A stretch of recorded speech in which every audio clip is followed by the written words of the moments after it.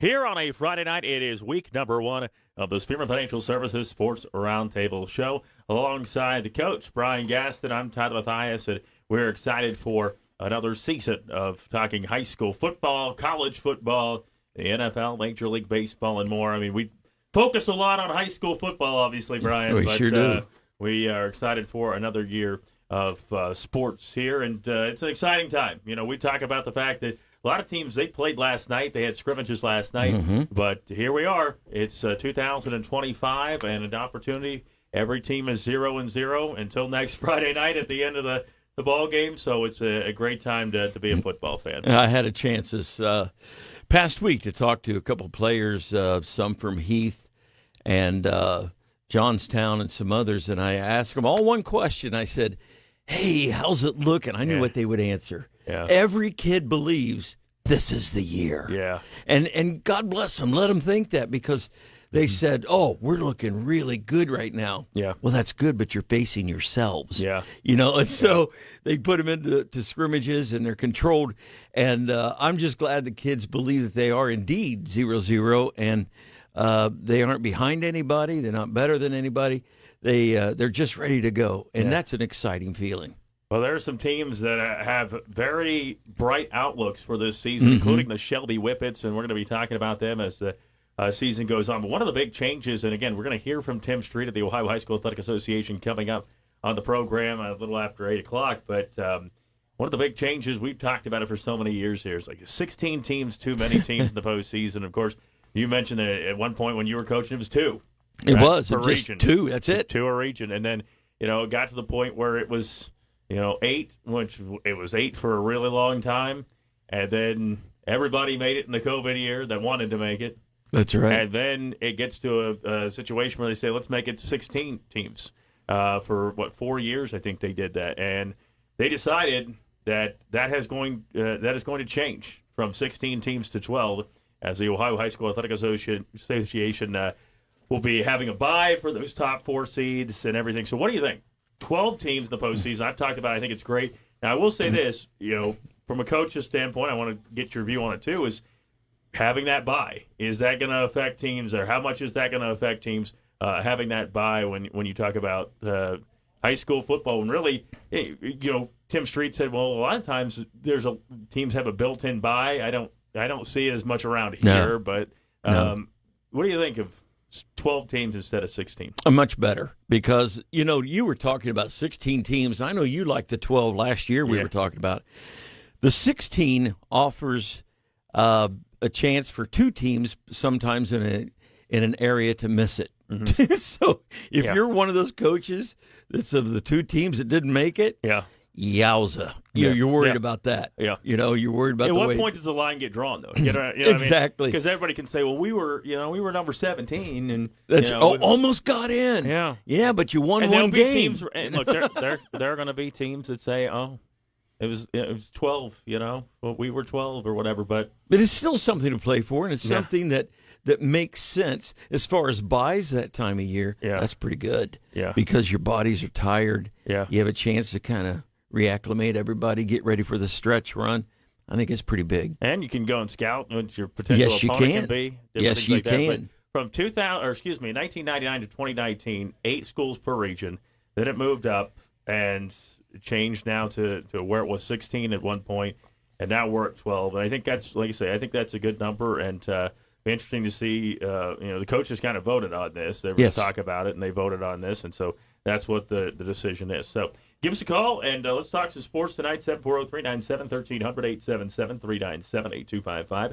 And you can call us and be part of the program. Of course, we're going to be talking about high school football throughout, but got to just mention right off the top the fact that today the penalty that the Michigan Wolverines have received, and a lot of it is interesting because it's just money. A lot of it's money. You talk about some probation and things, but when the whole thing happened with Tattoo Gate and Urban Meyer comes in and they weren't allowed to get to the postseason despite the fact that they were undefeated. Yeah. I think this is a slap on the wrist. What do you think? I would say that the NCAA did not disappoint because they have learned to rule with an ineptitude that can be described as a joke. Mm-hmm. They said, this young man, Connor Stallion, he actually bought more tickets to go spy on these other teams they were playing than he made in a year. Mm-hmm. But let's not worry about that. Yeah. We have Harbaugh saying that he never did anything and wasn't aware of the things that were happening. Mm-hmm. And they have a cause out on him, which means he's pretty much done with college football for 10 years at least. Yeah. And if he wants to come back, he's going to have to go to court, basically. Yeah. But overall, you're right. Around $50 million. If didn't even ban him from the postseason, they just can't take the money home. Buddy, when your top donator is worth about $220 billion, what's a 50 million? Million?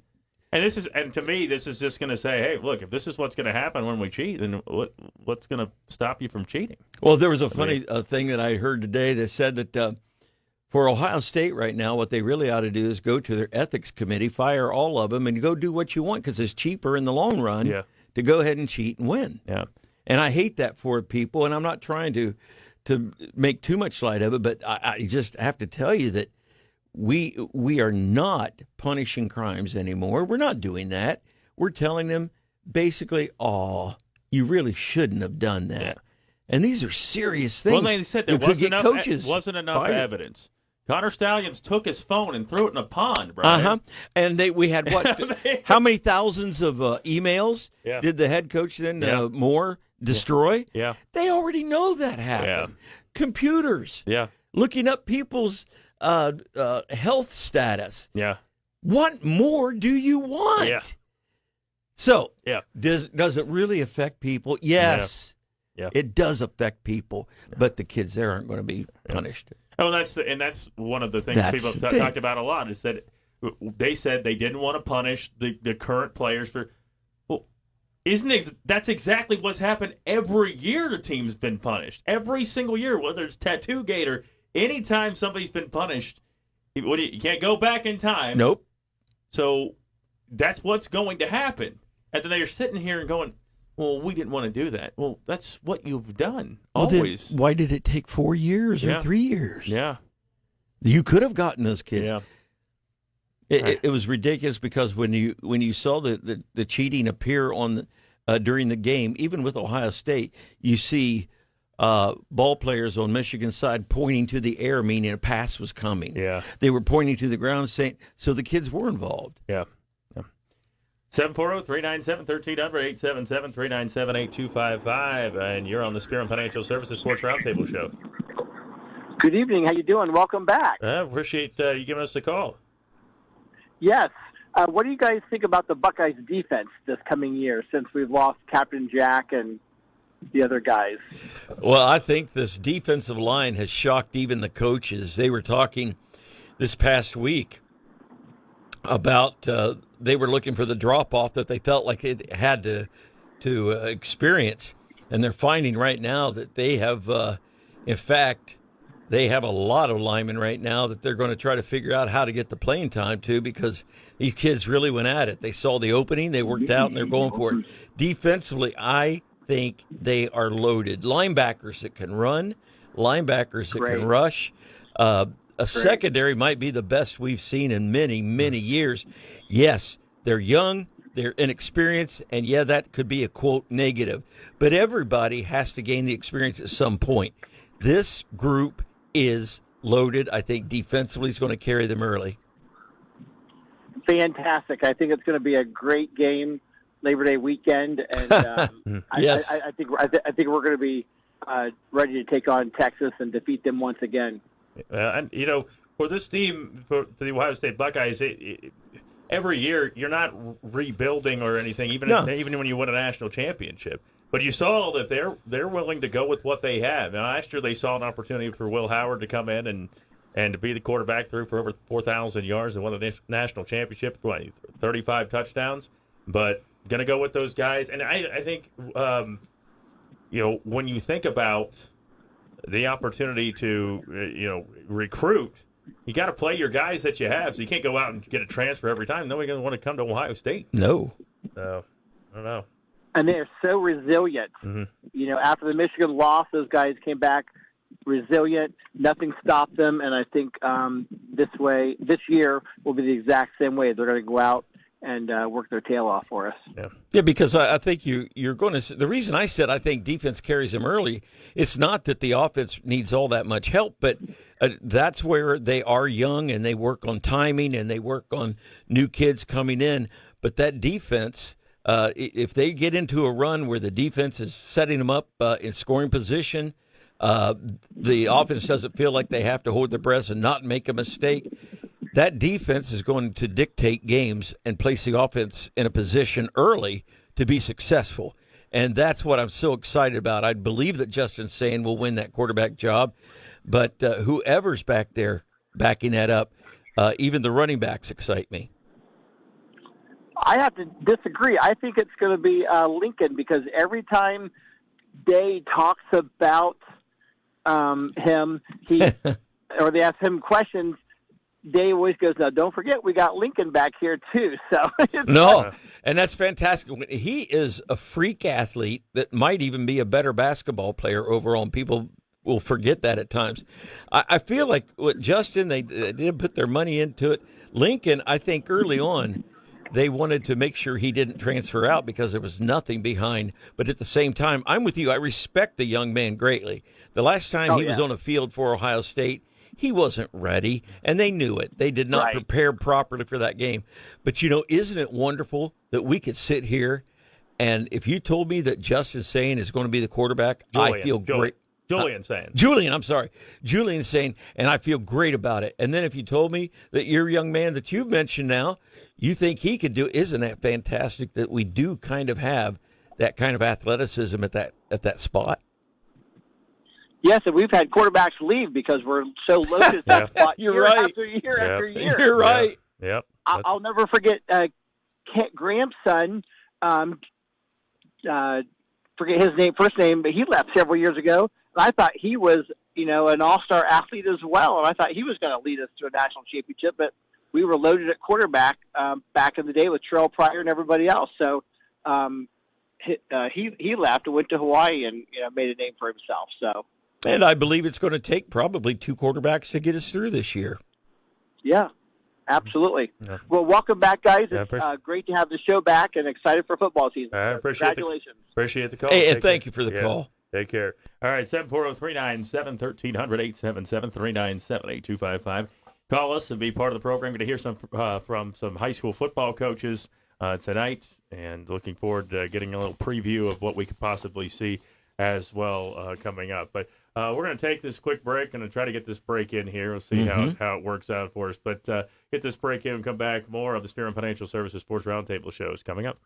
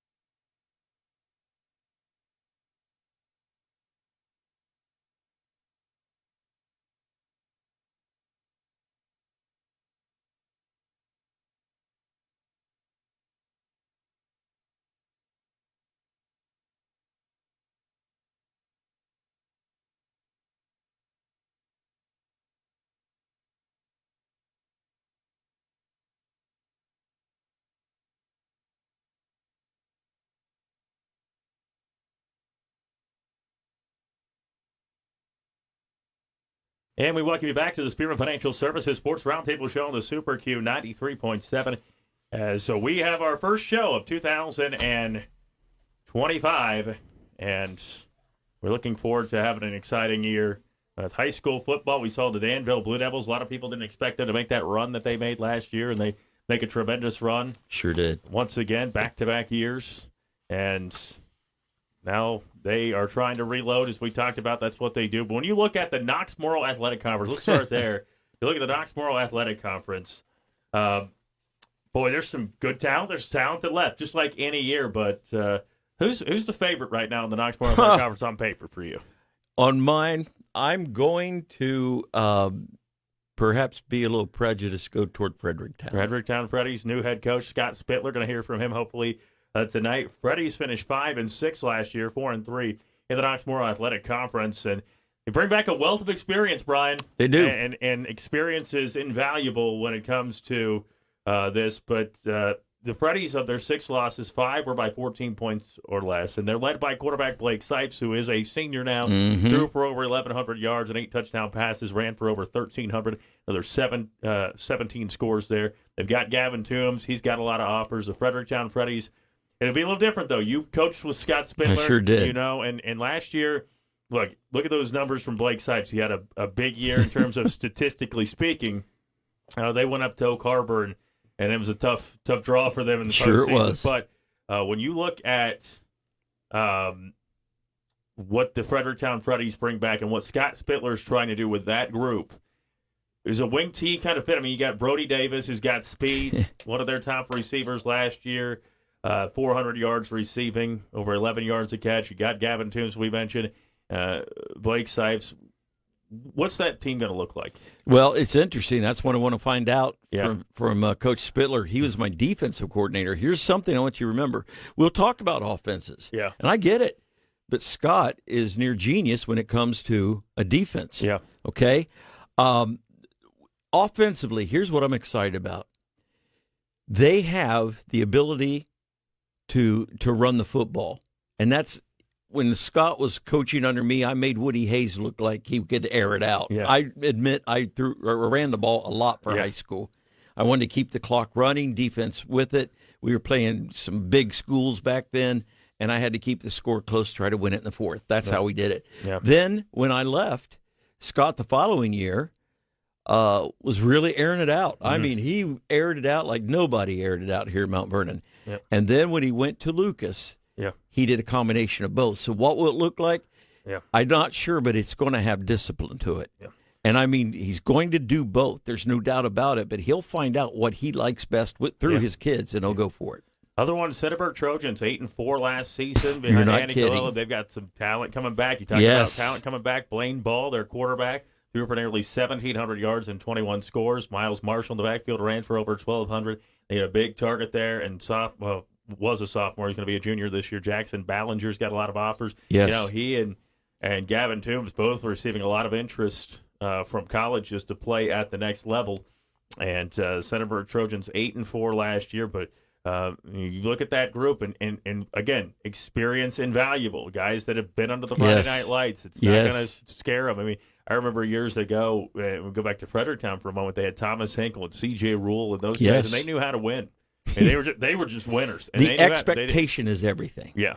And so for the Centerburg Trojans, they are looking forward to another season here. Now, they played an Ontario team. Bodpang Miller was quarterback there. He was okay, wasn't he? Yeah, he didn't do too bad. All right, let's go back to the phone lines.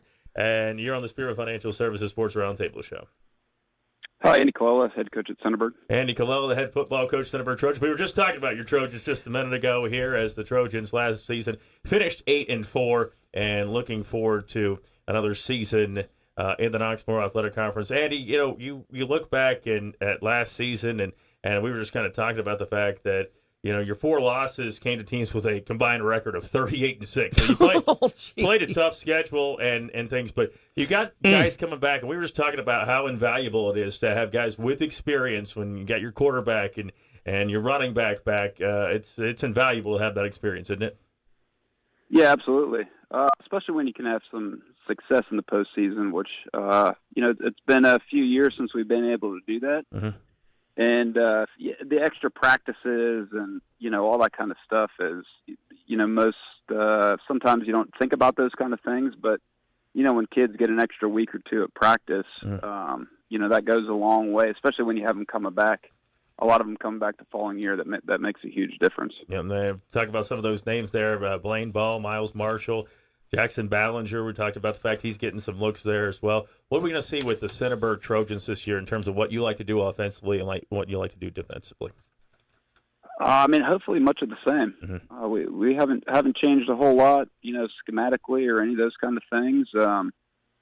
Just playing good fundamental football, and hopefully that equates to some form of success. What are some of your strengths and weaknesses that you've seen as you've gone throughout the summer preparing for Week 1 next week? Obviously, you've mentioned it. There's quite a few guys coming back that have plenty of experience. So that's part of it. We try not to dwell too much on that. If you do, I think sometimes that could be a negative thing. But there's quality skill players. Our whole offensive line is back. Which is nice. But keeping those guys healthy and being smart, with that. One of the things I think that's a big question mark is our kicking game. We lost our kicker Daniel LeMaster from last year. And, really when you get into those situations that are, challenging and hard, how are you going to handle adversity? When you have a successful team, obviously you have good leadership. So, being able to slide guys in to take those roles, I think is really important. Coach, when you walked off the field last year for the last time, those are times you start looking back over the season, and you had a ridiculously difficult schedule. But when you walked off that field and then had a couple of weeks to sit and think about it, what started to excite Andy about his team coming up this year? Well, first of all, I was really proud of the kids from last year. The senior class was awesome. They bought into what we try to do, and they were super competitive all year. The teams that you mentioned, obviously they were really successful, and we played them competitively. Every time. Played Northmore twice, with the exception of the last one, but they were all within 2 scores. During the regular season. Yes. And that kind of built confidence.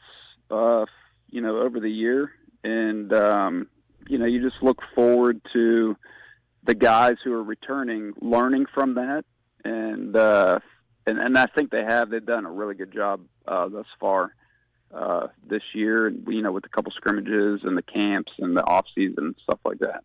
Andy, let's look at the conference overall. Northmore, you mentioned they've been good for a number of years. The Danville's always there. East Knox, probably glad to see Blake Elliott graduate and things. But what do you think overall of the Knoxmore Athletic Conference? Yeah, I made this statement a couple weeks ago in a preview show. I think the KMAC's probably one of the most underrated conferences, small conferences in the state. You had 2 Final Four teams last year. You always have a team that makes a run. And, week in and week out, there's a lot of crazy things that can happen. So you got to be prepared each and every week, regardless of what your own circumstances are and who you have back and this and that. And that's what we try to talk to the kids about. You got to be ready. And I think the KMAC is a great football conference. How important is it to get that first win? I know we saw it a couple of years ago where you lost to Utica at the beginning of the year and everything. Maybe it was like, is the sky falling? They haven't lost to Utica in so long and everything. And then you guys go on this great run, right? And you play really well the rest of the season. How important is that fast start next Friday night? Yeah, you hope that doesn't happen, but sometimes it could be a good thing. The start is really important. We've had 2, I think, pretty solid scrimmages in the last 2 weeks, and our kids are excited to go out and play on our home field and see what they can do. I told them today it's for keeps now. Yeah. All that other stuff last year, and that's all. It's in the past, and we have a new squad, a new team, which we're really excited about, and looking forward to see what they can do. Andy, as always, we appreciate your time. We're going to see you on Monday nights. starting here in a couple of weeks. And, of course, going to be talking with you after every game on Friday night. So we're looking forward to hearing from you. Best of luck to the Centerburg Trojans as you get underway next week. And looking forward to chatting football with you throughout the season, okay? Yeah, looking forward to it as well. All right, take care.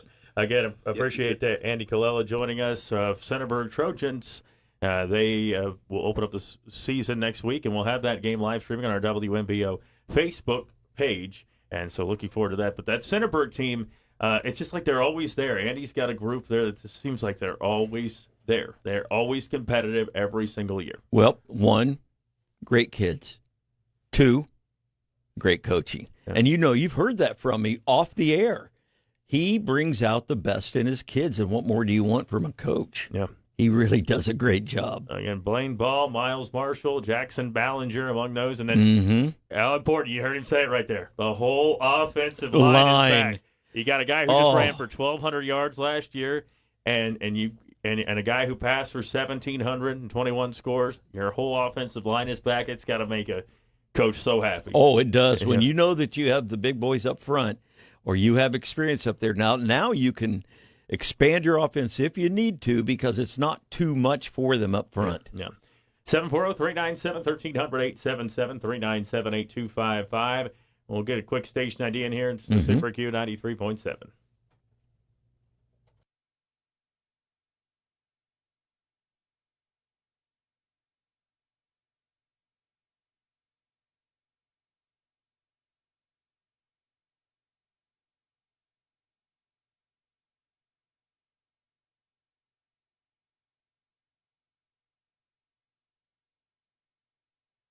All right, welcome back.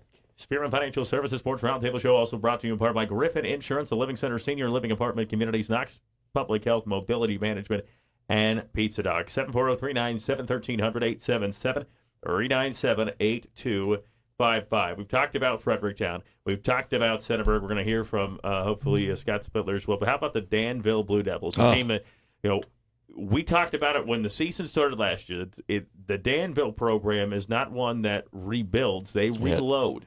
And they're a team that reloaded quickly last year. Because 2 years ago, that was kind of the year. I mean, Cole DeLauder was there, and Walker Weckeser had a great year, was the K-Mac Player of the Year. Everybody thought this is the year for them. And they ended up losing. But then last year, it's like, okay, we got a new quarterback in here. What's going to happen? Two-headed monster at running back with the freshman at the time, Cy Wallace and Aiden Burke, and what Jacob Hackman could do under center or in the shotgun. But, I mean, that was an impressive run for them, and here they are reloading once again. And I'm going to tell you, now you look at a team that's highly successful right now on a great run, but they're going to change some this year, which great teams have to do now and then. Last year, you could line it up, run it down somebody's throat, then hit them with speed, this, that. I really look, and if I'm wrong, but I really look for them to take the offense. They're going to spread this thing out, try to get the safeties out from behind the linebackers as much as possible, and they're going to hit more of the side lanes, and they're going to try to get these guys still running up the middle, but with less congestion up there by the defense. So they're going to spread them out, still run it. They're losing some key pieces, as we mentioned. Jacob Hackman's gone. Aiden Burke's gone. Caleb Lucas, who set the all-time tackles for loss record, he's gone. Josh Byers, who close to led the nation in tackles last year, he's gone. Insane. What a great year. But Cy Wallace is back. Yes. Freshman last year into his sophomore year, rushed for just over 1,000 yards last year with 14 rushing scores. And you get him on the outside, and he's gone. He's got a lot of speed. He had actually, you look at it now, again, statistically speaking, he came in a little bit later in the season and things, but Wallace had the highest yard per carry average in the conference at 12 yards per carry. And he's a captain on that team, and he is expected to have a big year. Nolan Ridgway, I expect him probably to take over the Ridgway name there. I started with Daddy. Danville, but again, they don't have that power and speed combo unless they find. I mean, we'll see if Matt tells us differently. But when you had Aiden Burke, I mean, he ran for over 1,600 yards and 19 scores last year, and so it's tough to replace that. I mean, sure, it is. Once it's gone, then you can cry about it or do something about it. And I think he's going to spread it and do it. Carson Proper also back. He's one of the captains this year, 5 interceptions. But they have to replace, between Lucas and Byers, 333 tackles between just those two. But Danville's always got it. They've got great attendance into the weight room. That's the key. And they're an exciting group of people there. And then you got the East Knox Bulldogs. We'll talk about Vernon as well, but we talked K-Mac here. And you got the East Knox Bulldogs. No more Parker Kimball. He's gone. Blake Elliott had a great career there at East Knox. He's gone. But Jax Lester is back. We heard last year, remember when Andy Beatty talked to us and he said, we want to be in a situation where we can get it to the outside. But these guys are young. They're going to inexperienced on the perimeter. But Logan Clark really stepped up last year. Dakota Cooper really stepped up. Nick Gardner. And these are guys that are back as well. Replacing Blake Elliott is no small task. It's going to be hard, but it is. Yeah. But they were not healthy last year. Yeah, they just weren't. And I look, if they stay healthy, there's another one. I find it hard not to gush over, but that was one of my players, Andy Beatty, and he does such a tremendous job with that. Again, really good kids, great coaching, and he knows what he wants to do with these kids, and that experience.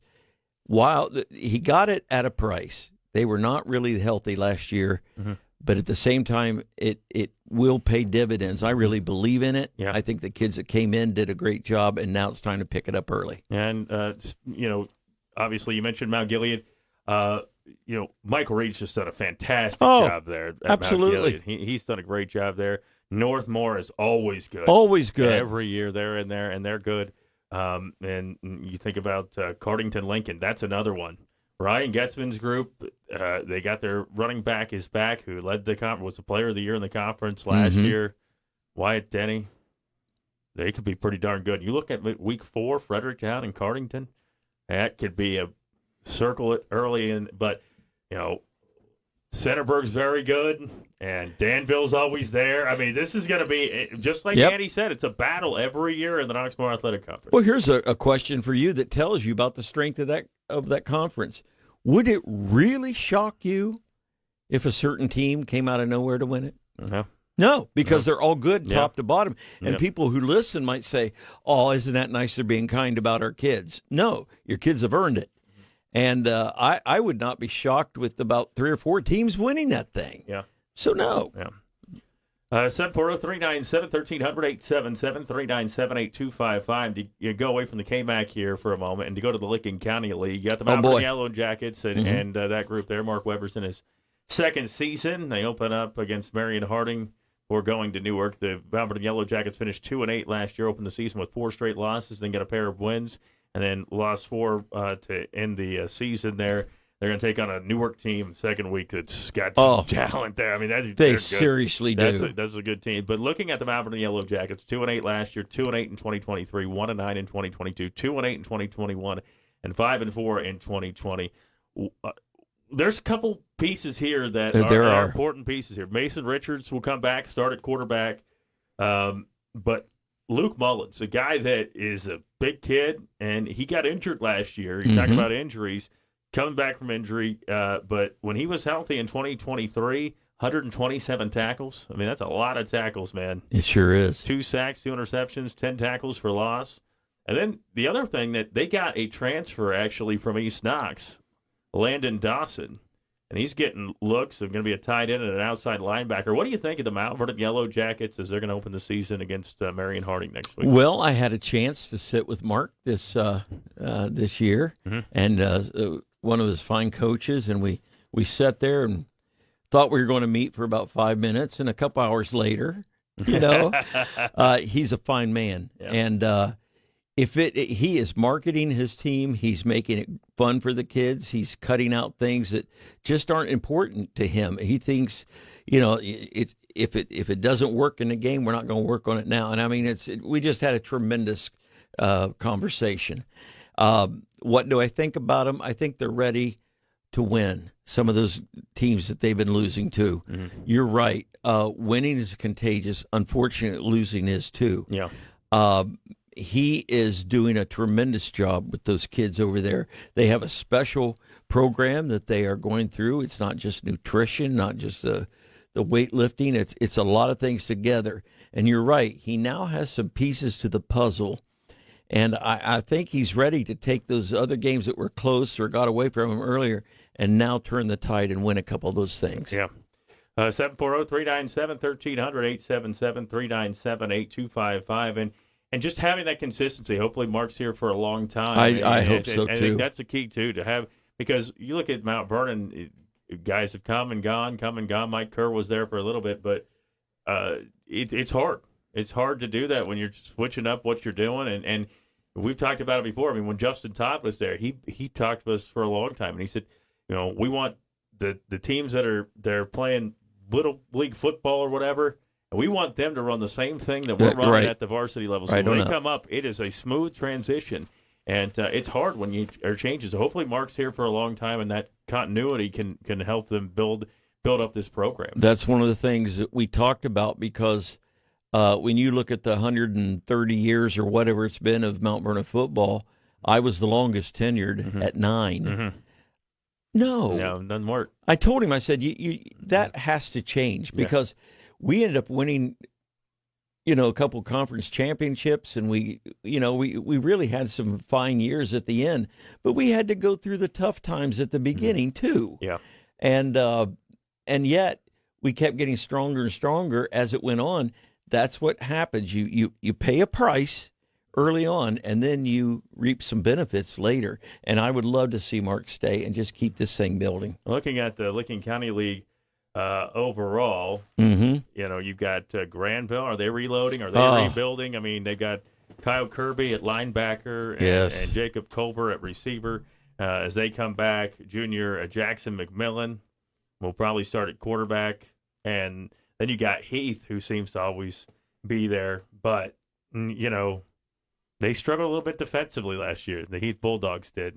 So they're trying to get back there. And then the Johnstown Johnnies, they play Centerburg this year. They play Mount Vernon this year. It's going to be interesting with them. But they won their first LCO Cardinal Championship last year since 2018.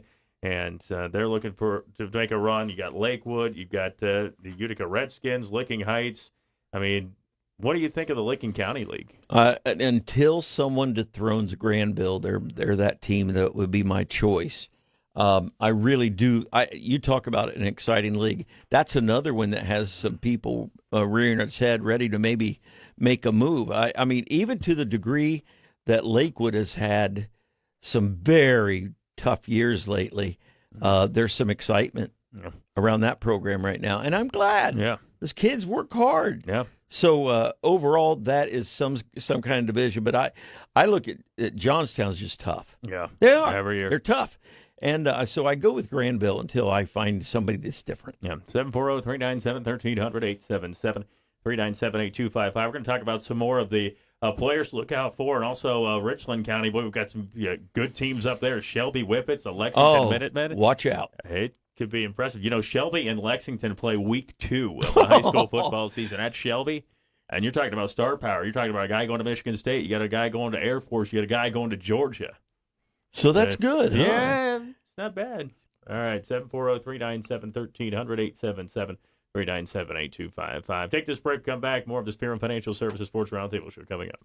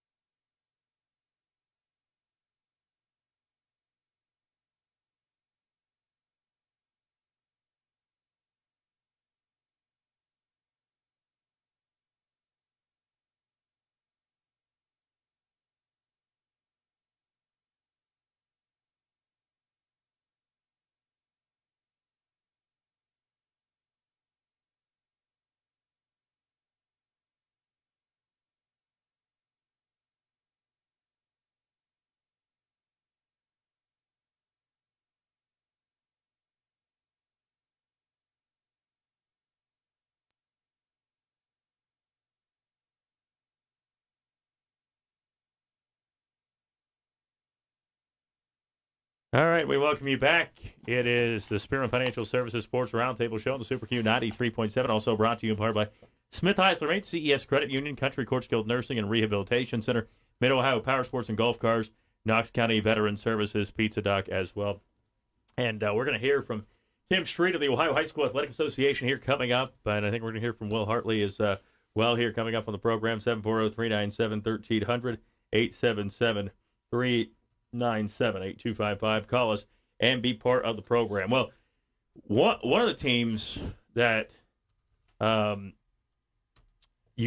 going to look at and could potentially make a run to a state championship, Brian. I mean, we're talking about the real deal, a state championship, the Shelby Whippets. I mean, that is a really good football team. I wouldn't want to face them. Last Be year, honest. They were really good. We'll talk about them here coming up. Let's go to the phone lines, and you're on the Spearman Financial Services Sports Roundtable Show. Hey, Tyler, it's Will Hartley calling. Will Hartley, who will be on the WMVO broadcast next week with Curtis Newland, as they will be at Fredericktown as the Freddies take on the Highland Scots. We appreciate Coach Will Hartley joining us. We call him Coach. I have to call you Coach anyway because you coach for You so better long. believe it. But Yeah, there you go. Will, as you look at coming into the broadcast booth and kind of stepping away, what's it kind of felt like since you decided, hey, you're not going to coach for right now? We're not slamming the door, right? But and getting into the broadcast booth. Yeah, I mean, I think I'm pretty excited about it. Good opportunity to see the game from a different perspective, and hopefully bring some commentary and some joy to a lot of kids and parents and grandparents around the county as they, get their name in the spotlight and continue that tradition of Friday night football. Well, when you look at it, of course, you're going to be out at different games, whether it be some will be the Maverick and Yellow Jackets. I know you're going to get to see a Division I running back at Delaware Hayes when take on Delaware Hayes, a kid going to Ohio State. But I want to ask you a little bit about the KMAC and just from your perspective. I mean, you coached last year in the Knoxmore Athletic Conference. What do you see overall with this conference? Who's the favorite maybe in the Knoxmore Athletic Conference? Good. Well, I think you can kind of break it into 2 or 3 tiers. I definitely think that, Danville and Centerburg, they got a lot coming back. Well, Danville, surprisingly, I mean, they lose a lot of kids, but it seems like they're just reloading. Centerburg's got a lot of guys coming back, and I put Fredericktown right in that group. The Freddies have got a lot of skill guys coming back with Blake Sipes and Brody Davis and Gavin Toombs. And I think that group is kind of who's going to rise to the top of that group. And then you got a second group there. I think Northmore is going to be interesting to see. They lose a lot of talent. Interesting to see what direction they go this year. East Knox had a bit of a disappointing year last year. I'm sure they're going to want to redeem themselves. And also Mount Gilead continues to get better each year. And Coach Reed does a really good job. And he's brought a real physical brand of football over there. So I think that they could be in a position to make some noise as well. Coach Homburger over at Loudonville's second year, so they're going to be better. And I know that Cardington, they got the Player of the Year in the league back. So everybody's.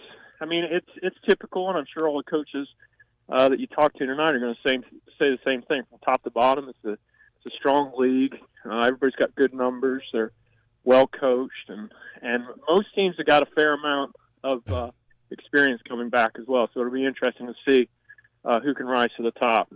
Well, Will, this is Brian. I am real excited for you, but I think you're such a competitor too that I started out in the booth too doing some football games years ago, and it's funny, in the first few games you sit there and you go, this is kind of nice. It's a Friday night. I get to watch other teams. That's great. By the middle of the season, you catch yourself saying, what is that coach doing? And it's just make sure you're off the air when that happened. I got caught once. Right, yeah. Curtis already warned me about that, and you heard the officials too. Those are two. Well, two we always agree with officials, don't we? Yes, that's right. No, I do. I wish you the very best. It's going to be fun for you, and sometimes it'll be enough to get you through, and other times you're going to be frustrated, but because you're so used to making all those decisions. But what was it in the final analysis? People ask us at times why we would step down where we're not exactly, ancient. And how did you? What was your determining factor saying, you know what, I think I'm done right now?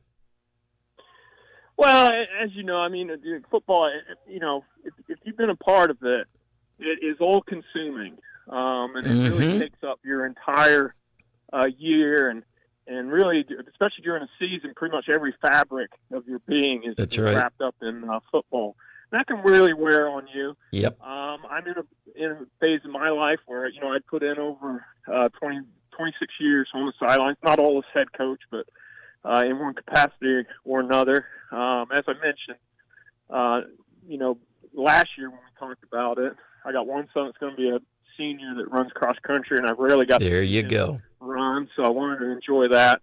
My other son's going to be a sophomore this year down at Otterbein, and he's playing ball down there. So it was tough last year. He didn't get to play very much last year, but it's still tough to get away to those Saturday yes, it games. is. And you kind of feel that you feel a little guilty there getting away. And also some other things. My mother, she's up in her 80s now, and Yep. And it's nice to be able to be there for her. We have a small family farm, and it's really nice to be able. It's been a real tough balance, especially in the summer, the commitments on that small little patch of land, and also running a football program. So, you just get to a point where it's like you got to put some things to the side, and I felt it was just a good time to put football on the shelf for now. And what you said was just absolutely perfect, and that's. I actually wanted to give it up for a little bit there because my sons were actually playing. I had to make a decision. I had been the head coach at the end of the 9 years here at Mount Vernon. I've spent 36 in it overall. But I wanted my sons to play for somebody else. I just wanted to be different and let them have it without Dad being there.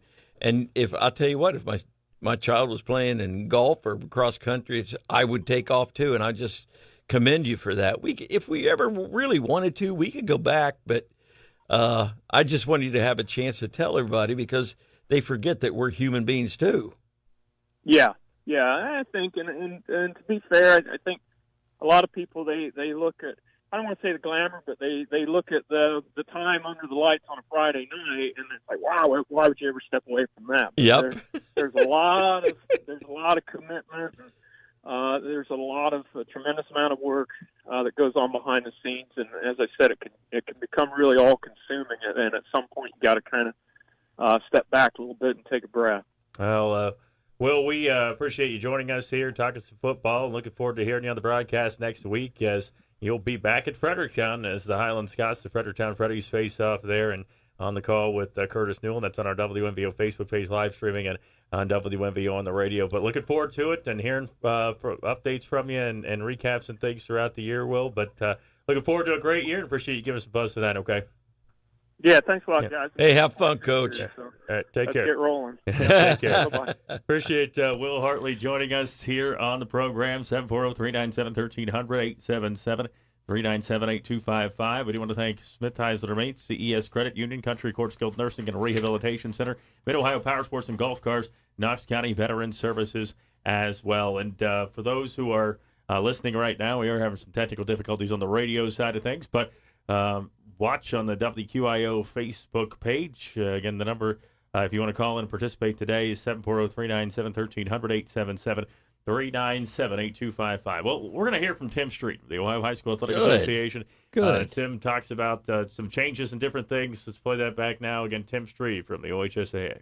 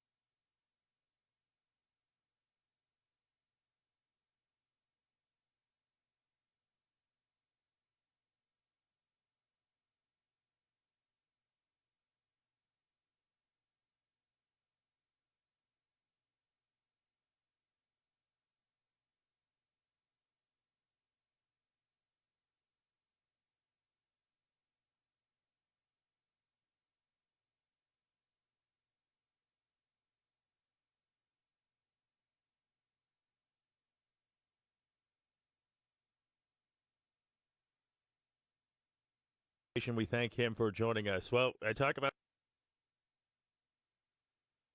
every time Financial services meet up, Tim, or are on the phone together. Neutral sites for football. Some people say, why do some schools go to a small, tiny school and it's hard even accommodate them for a high school football game or a situation where, how you decide neutral sites as the playoffs go on. So tell us about neutral sites for football and how they're chosen and how this all is related to high school football this year. Sure. Well, and, one of the big changes this year with neutral sites for football is that we're not going to go to neutral sites until the regional finals. Mm-hmm. So that is certainly a big change. So the better seeded team will host the first 3 rounds this year instead of the first 2. So that's a big change. The better seeded team has earned the right to host. We said that was the case for the first 2 rounds in the past, and now it's the first 3 rounds. So that's a big change. But, when we get to the regional finals and, of course, the state semifinals, and the way I describe it every time, Tyler, is it's a big puzzle. And there's pieces all over the table, and those are the sites. And we have to try to make connections based on who are the teams playing in the game, what sites are available, and that's a key thing. We cannot force a site to host a game. And that happens sometimes where we just know Site A would be the perfect place for this game, and Site A is not available, so we have to go to Site B. And most people don't know that we tried Site A, but we're going to Site B. There's so many factors that go into it. Of course, it has to have a great surface, which once we get to the regional finals, we want to play on an artificial turf. The lighting has to be good. Of course, you need enough seats in the bleachers on both sides of the stadium. You need a good press box.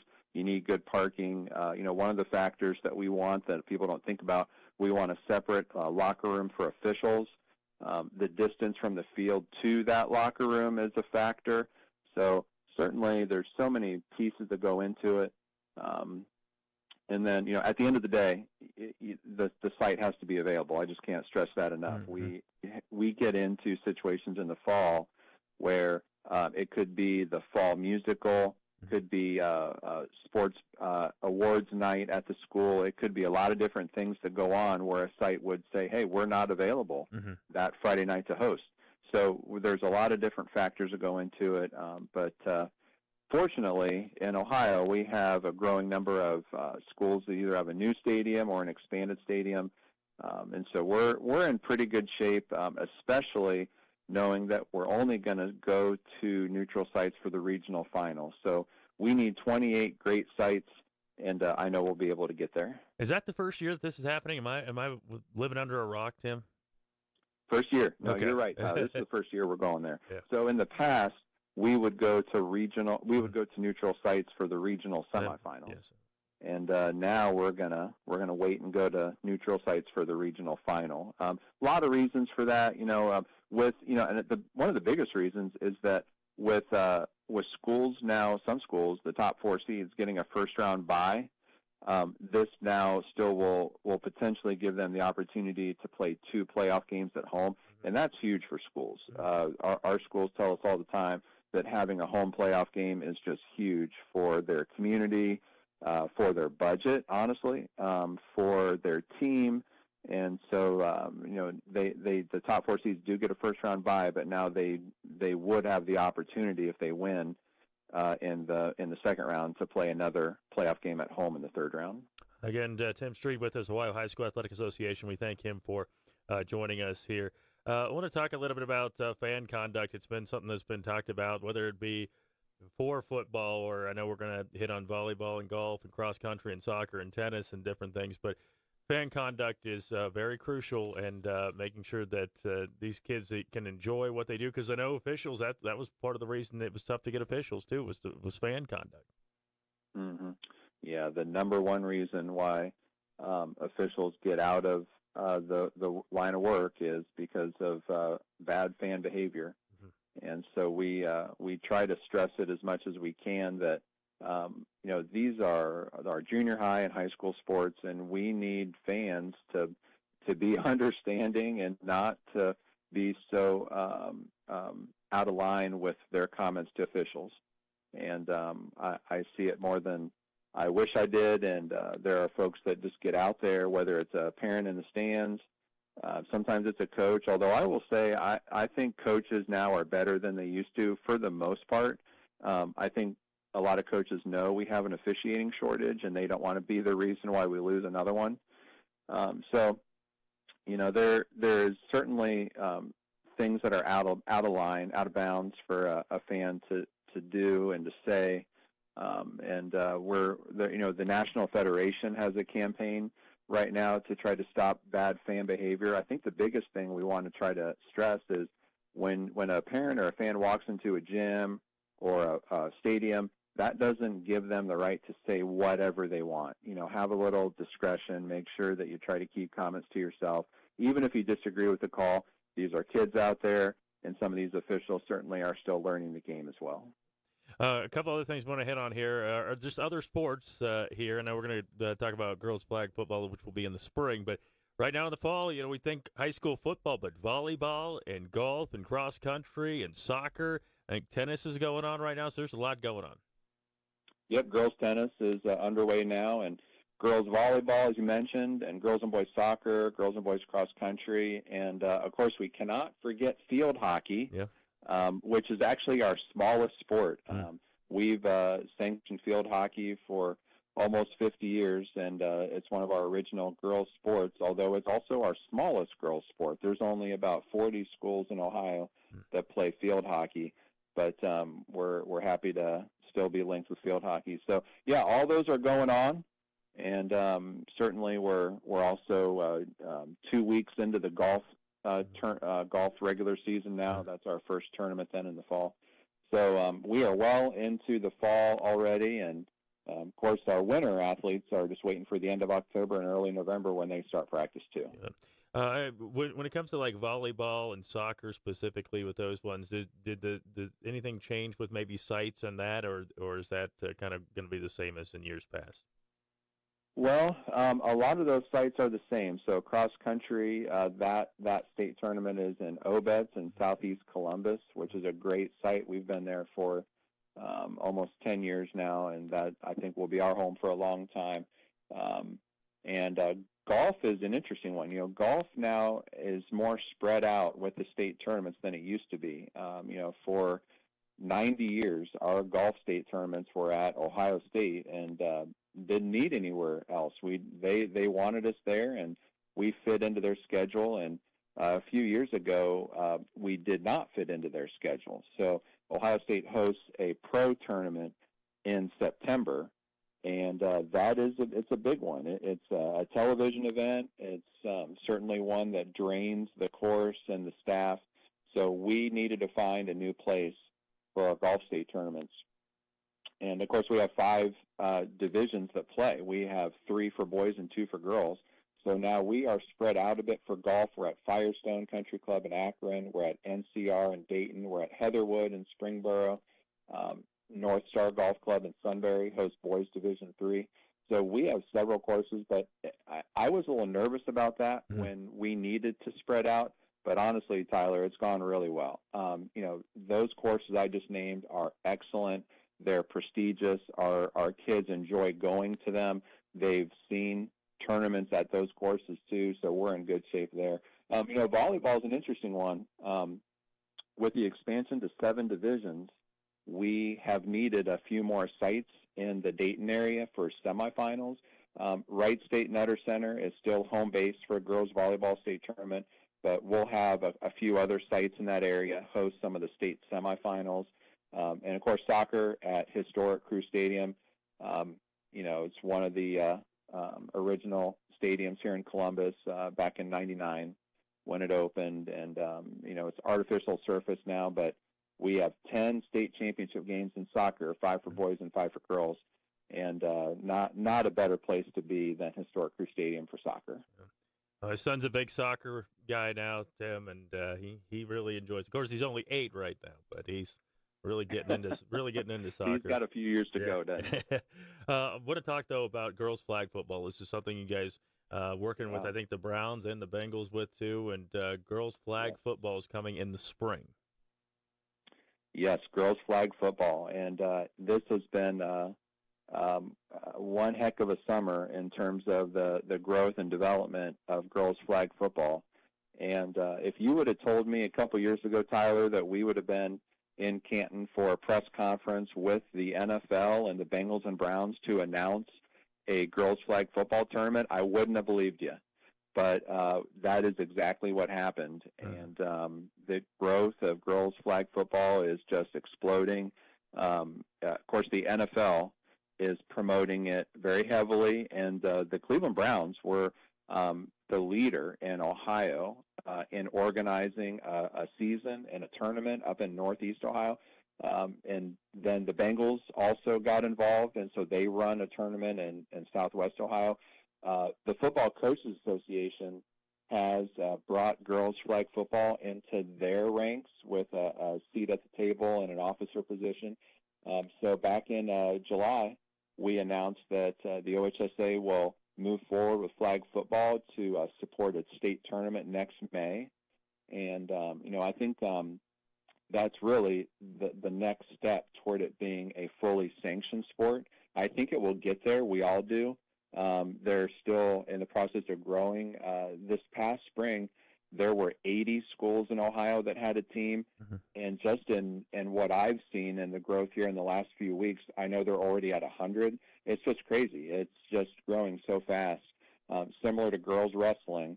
But girls flag football's here, and we'll be helping run a tournament next May. And Tim Street with this Ohio High School Athletic Association. We appreciate you joining us here. Where can we find out more about the OHSA if we have questions as the seasons go on?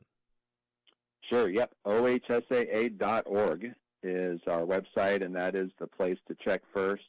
All of our sports have a site there, and, of course, a lot of school resources and sports medicine and a lot of information on officiating as well. So OHSAA.org. And then, of course, all of our social media platforms are at OHSAA Sports. So encourage folks to get over to social media and check us out there as well. Tim Street, Ohio High School Athletic Association. As always, Tim, thank you so much for your time. Look forward to catching up with you as we go throughout the season, okay? Sounds good, Tyler. Great to be with you, and thanks for all you do to promote high school sports. Tim Street with the Ohio High School Athletic Association. Thank you for joining us here.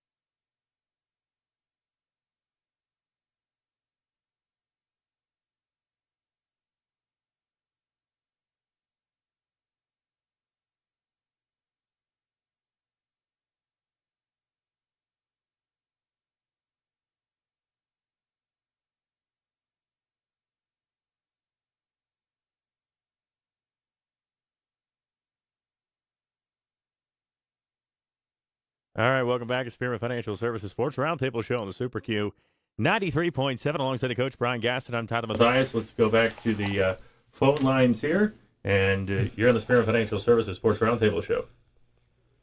Dr. Brandon Bowers. Dr. Brandon Bowers with Athletico Physical Therapy in Cincinnati, right? That's where I live, but I'm currently in the foothills of central southern Kentucky on a family weekend getaway to the lake. Appreciate you joining us. We'll make this quick here because it is the first week, and we always just try to get you introduced and everything. Of course, I met you years ago, and actually met you in person also. But Dr. Brandon Bowers, Athletico Physical Therapy, you give fantasy updates and everything like that. So tell us a little bit about some of the things you do and your expertise with medical procedures and different things.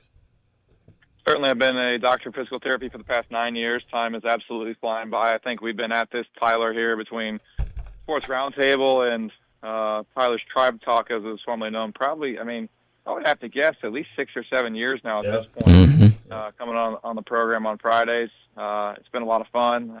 As you mentioned, I work for Athletico in Cincinnati, rehabbing a wide range of patients and athletes, all from a ripe old age. I've got an 11-year-old on my schedule right now, and my jaw about hit the floor when I saw that her birth year was 2014. That's a little bit of a shocker. Yeah. All the way up to I had recently a patient that was 92. So a wide range there. Wow. All sorts of athletes that I've seen, from youth athletes to middle school, high school, college, the professional ranks, and then I had one opportunity to work with an Olympic-level athlete when I was still in Columbus. So really see it all. It's a lot of fun, and really love what I do. You like Cincinnati? I like the city, but not the sport. Okay, I like that, though. The Cleveland Guardians, they're down tonight 1-0 to the Braves, but they're 0-3 when I go to games this year, by the way. But they're down at Bay. They're in it right now, and so that's going to be good to see. I want to ask you about Shane Bieber, that we traded him. We get the number 5 prospect for the Toronto Blue Jays. That people would say, will Shane Bieber even pitch for the Blue Jays? There's not a whole lot of season left here. You think he's going to get on the mound and get an opportunity, maybe just to showcase himself? I think he might. Obviously, if he's at the end of the year this year, I believe he has a player option, which I could see him declining and then going out to try and test the free agent market. He's within the window post surgery that if he's feeling good enough, he could go out there and pitch. And you look at that rotation, if they're able to get, 75% of Cy Young Shane Bieber, then that's going to do the Blue Jays a favor in that rotation as they try to fend off the Red Sox and the Yankees in the division, in the AL East, and try and make a deep postseason run. He's a fan favorite in Cleveland. I wish him all the best. I hope he's successful in Toronto, hopefully this year, or wherever he lands, just as long as it's not against the Guardians. Yeah, well, we hope that too. Guardians, though, are kind of in this thing, as we mentioned. And then, you look at, you're going to be giving us updates on NFL and even some college football injury updates and things. And so looking forward to your expertise. Where can people find your content, Dr. Bowers, when they go throughout the year? And, of course, we'll be catching up throughout the year. So, fantasy football content every week. I produce the Athletico Fantasy Football Injury Report for my employer. That's at athletico.com/blog. I've slowed down on the Twitter sphere a little bit since getting married and having a little one now, but occasionally I'll toss stuff up on there. And then obviously here with you guys on the Spearman Sports Roundtable show, you can find me every Friday somewhere between the start and the end of the show. Yeah, excellent. Well, appreciate your time as always, Dr. Bowers, and enjoy that time rest of tonight with your family, and we'll catch up with you next week, okay? Sounds good, Tyler. And next week I will be calling you from the heat of Arlington, Texas. Oh my goodness! For the whole Guardian series next week. We will be there. So. Fantastic! It is hot from Arlington. It is warm in Texas, so be ready for that. Get yourself some brisket or something down there. Yeah, we'll pack minimal clothing. Yeah. Appreciate you joining us, Dr. Bowers. We'll catch up with you next week, okay?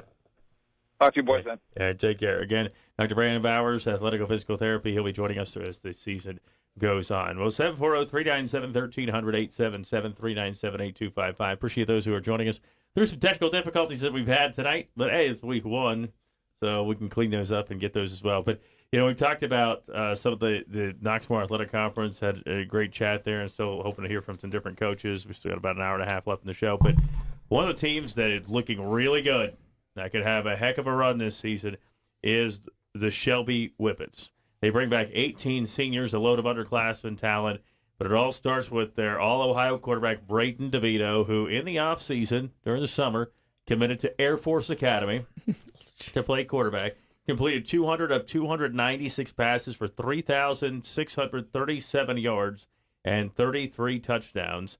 He ran for 1,565 yards on 189 carries and another 26 touchdowns, and he also caught 4 passes for 78 yards and a score. On defense, he had 40 tackles, he had a pick 6, he had 2 interceptions total, 61 total touchdowns for the season. Might be the best player in North Central Ohio that you can see this year. And then you think about, in high school football, you could have a guy that's good, but you got to have that talent around him. We talked about the offensive line there at Centerburg where they brought all those guys back and things, but receiving core loaded. All-Ohio and Brady Bowman back, 78 catches, 1,477 yards and 12 touchdowns. Avery Lambert, 19 catches, 369 yards and 3 touchdowns. Michael Shepard, 16 catches, 272 yards and a touchdown. And then you've got, one of their leading rushers back, 18 carries, 179 yards. Offensive line is stacked. This team, legitimately, Brian, this team could win a state championship. And that, you think back to last year, and I don't know, if you recall that game last year, but the Shelby Whippets played at Arlen Field in the playoffs against Ontario. Now, these two teams will meet at Ontario on October the 10th. But these two teams played in the playoffs last year. And if you recall, 49-48, Ontario won that game, and they moved on. But the Whippets were up 48-26 heading to the fourth quarter and lost that game. Well, you think about some of the stats. I mean, it's video game stuff. Oh, it yes. really is. Bodpeng Miller, 503 yards of total offense for Ontario, running for 209 yards on 24 carries, a pair of touchdowns, throwing for 294 yards and 3 more touchdowns. He had a monster fourth quarter. Then DeVito, 227 yards, 24 carries, 3 touchdowns, 212 yards passing, 3 touchdowns. Bowman had 101 yards receiving and 441 yards as a team. And just a monster. I mean, the best game Richland County has ever seen. And having advanced at Arlen Field is impressive. I can remember sitting there talking to you about it, and we kept looking and checking that score, and we went, what is going on? Back and forth. Oh, and then I got a chance to see it on Facebook later. Yeah. Oh, what a game. Yeah, wild. What a game. But you look at it, Ontario, they lose Bodpeng Miller, who was kind of a do-it-all type guy. Just a great athlete. Despite the fact that he was going to Ohio State to play wide receiver, played quarterback at Ontario, and he led them in so many different categories and different things. And he even went to Centerburg. Centerburg had him on their heels when they were at Centerburg, but Ontario won that game. The big matchup now you think about Braden DeVito. He's going, as we mentioned, to Air Force Academy. It's week number 2. Now, Shelby has a fantastic facility there. If you've ever been to their facility, I've been there for a track meet and things, but facility's great. But the Lexington Minutemen go to Shelby in week number 2, and this is another team to look out for. Shelby and Lexington are not in the same conference, right? But they're pretty darn close to each other in Richland County. And this is the year that Lexington football's been waiting for. My wife is a Lexington graduate. But this is a year that they're looking for. Their quarterback, Joe Caudell, he's going to Michigan State, but he's committed as a tight end. He's not going to play quarterback there. Ran for 664 yards and 4 touchdowns, threw for over 2,100 yards and 16 scores. Main target is his tight end, Georgia-bound Braden Fogel. Braden Fogel is really good, and he might even be better at basketball than he is at football. I mean, he makes it look easy in basketball. But last year he caught 59 passes, 792 yards, and 5 touchdowns. And he's looking to have a great year. And then they still have speedster Seven Allen. I believe he transferred over from Mansfield Senior. But he caught 52 passes, 681 yards, and 6 touchdowns for him. And they got Dontrell Hughes. And one of the Hughes, but there's 2 of them, brothers there. One of them won the 400-meter dash, the state championship in track and field last year, but he's going to be a guy to look for. And so you can't just key in on Braden Fogle in the receiving game. You got Hughes and you've got Allen. Markel Martin, he'll be back at running back, 398 yards and 4 touchdowns for him. Cole Eichhorn returns, 100 tackles. Lexington defense, and Fogle's going to play both ways. Cadell, Allen will play both ways. They finished second in the conference last year behind Ashland. But you look at week 2, Lexington plays at Shelby. Week 10, they host Ashland. Oh, and very well, that could be for the conference championship. That's right. And both should be in the playoffs, too, and they might meet again. Yeah. You never know. It'd be crazy. But my money's on you. You were a track star. Yeah. I think you could beat that kid. When I 400 meters. I ran the 300-meter hurdles, and it wasn't pretty. That's why I got into broadcasting. But, we tried a little relay out at the Centerburg track between me and my stepdaughter and then Brantley, my son, and my daughter, Bren. Me and Bren were the weak links on that relay. Let's just say that. I can't believe that. Not in shape anymore. All right. Big station ID here on the Super Q.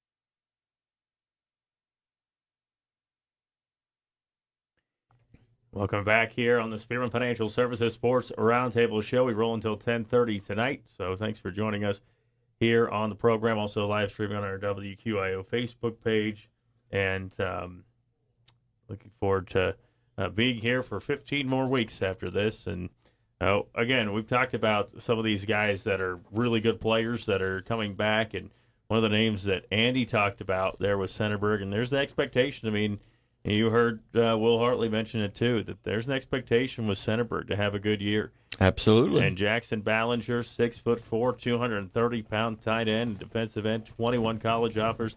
Cincinnati, Florida, Indiana, Purdue, Washington, and Wisconsin.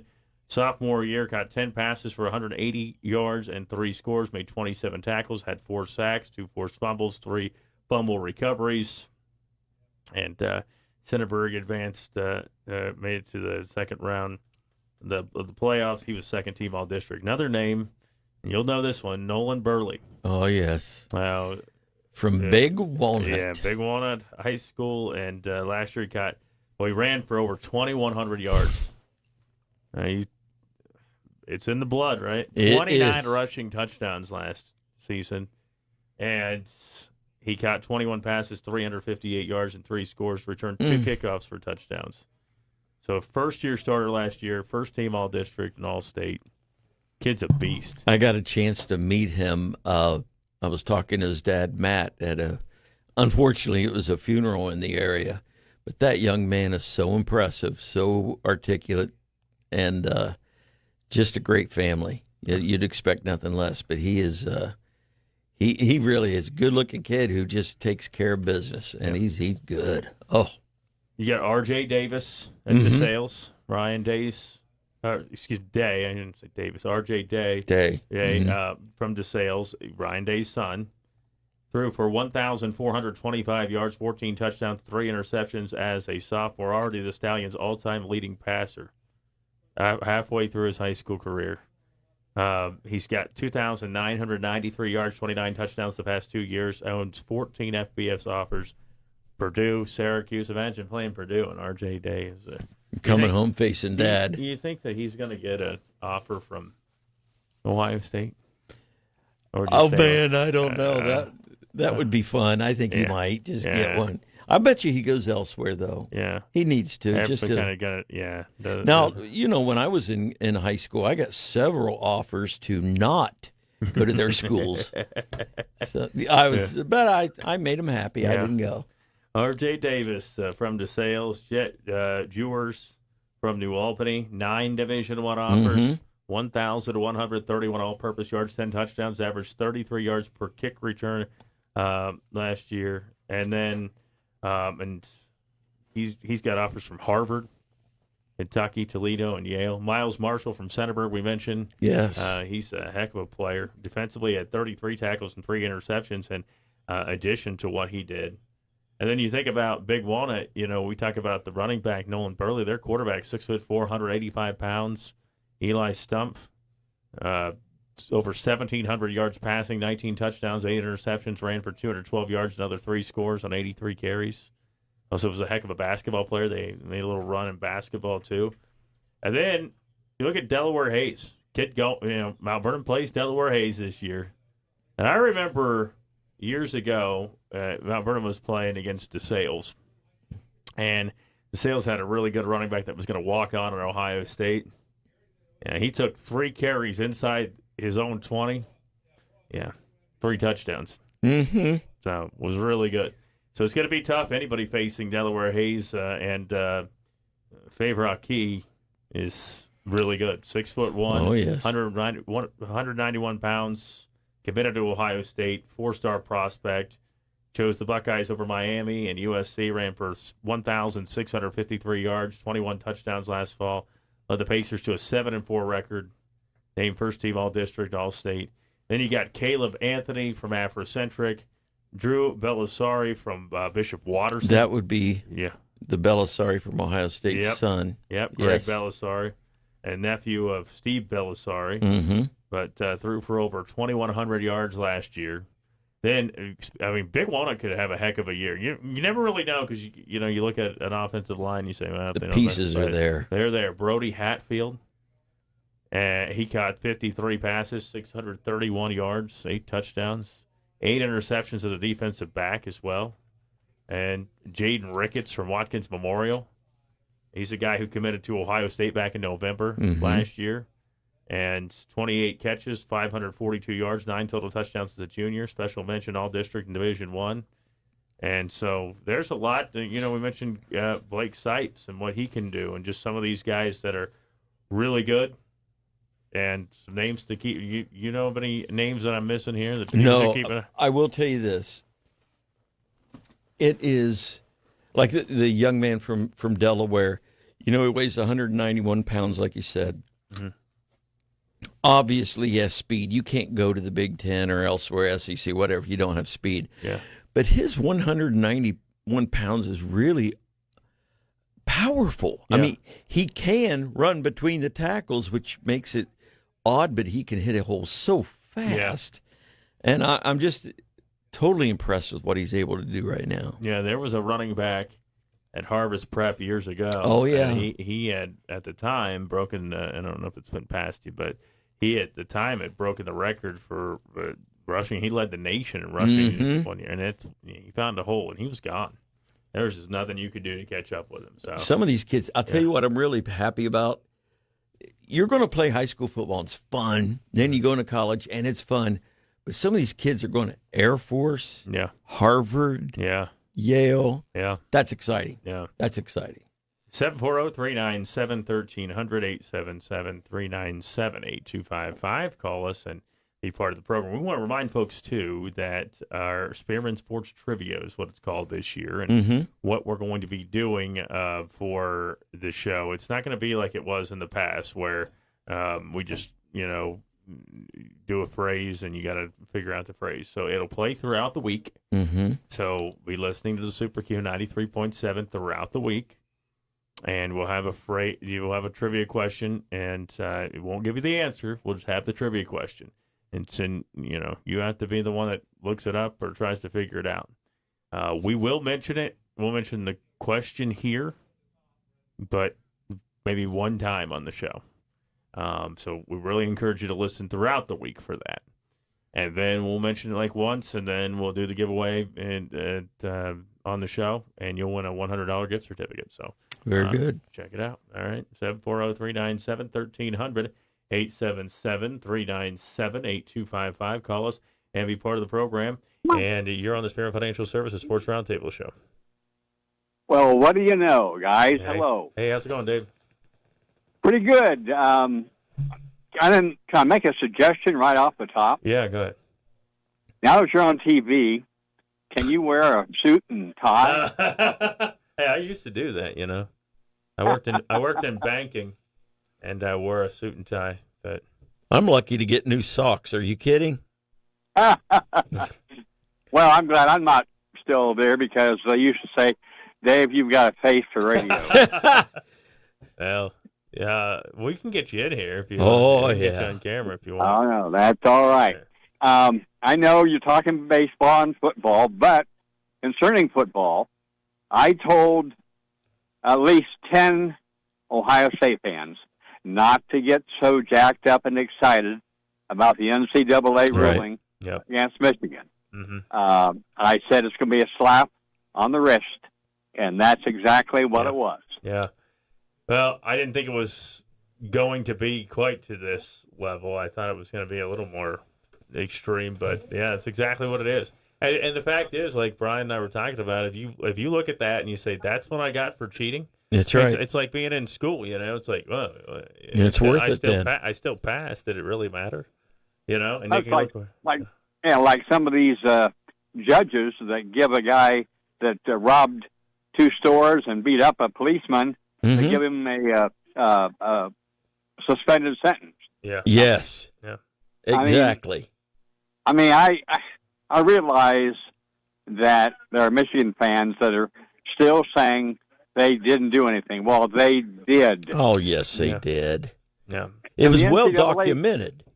Yeah, the NCAA admitted that they did all those things. Yes. And yet they hand them a $20 million fine. Big deal. Yeah. Yeah, I mean, Dave Portnoy will pay that. Barstool Sports, he doesn't care. Yeah. $20 million. You know how many people would be willing to pay that money? Oh, Come on. Oh, well. Yeah. 2 weeks from tomorrow, hard to believe, the Buckeyes host the Texas Longhorns.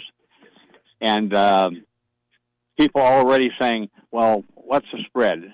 Who cares what the spread is? Care. I mean, yep. It's a great football game between 2 teams coming up, and that faced off in the playoffs past year. A lot of new faces, and I'm really looking forward to that game. And you look at the quarterback situations for both teams, 2 new quarterbacks. Yes. I mean, I like the situation that Ohio State's in. I feel like we have some pretty good depth, even though we need to, we lack the experience. But Dave, just one thing I wanted to tell you, maybe not tell you, but to throw in here.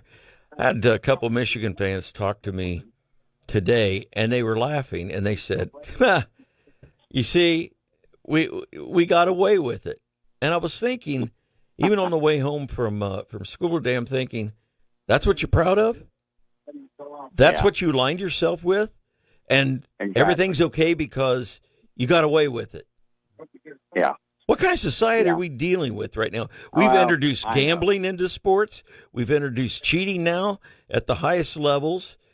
And it's really worked well for us. And even a couple Cleveland pitchers get involved with the gambling, perhaps. Right. Where are we headed? NIL, that's really helping, isn't it?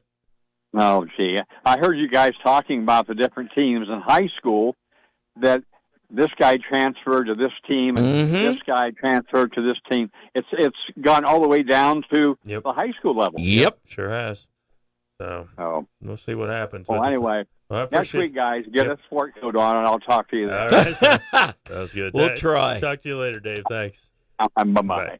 All right, 740-397-1300, 877-397-8255. Hoping to hear from Scott Spittler here momentarily on the program, and we'll go to the phone lines, and you're on the Spearman Financial Services Sports Roundtable Show.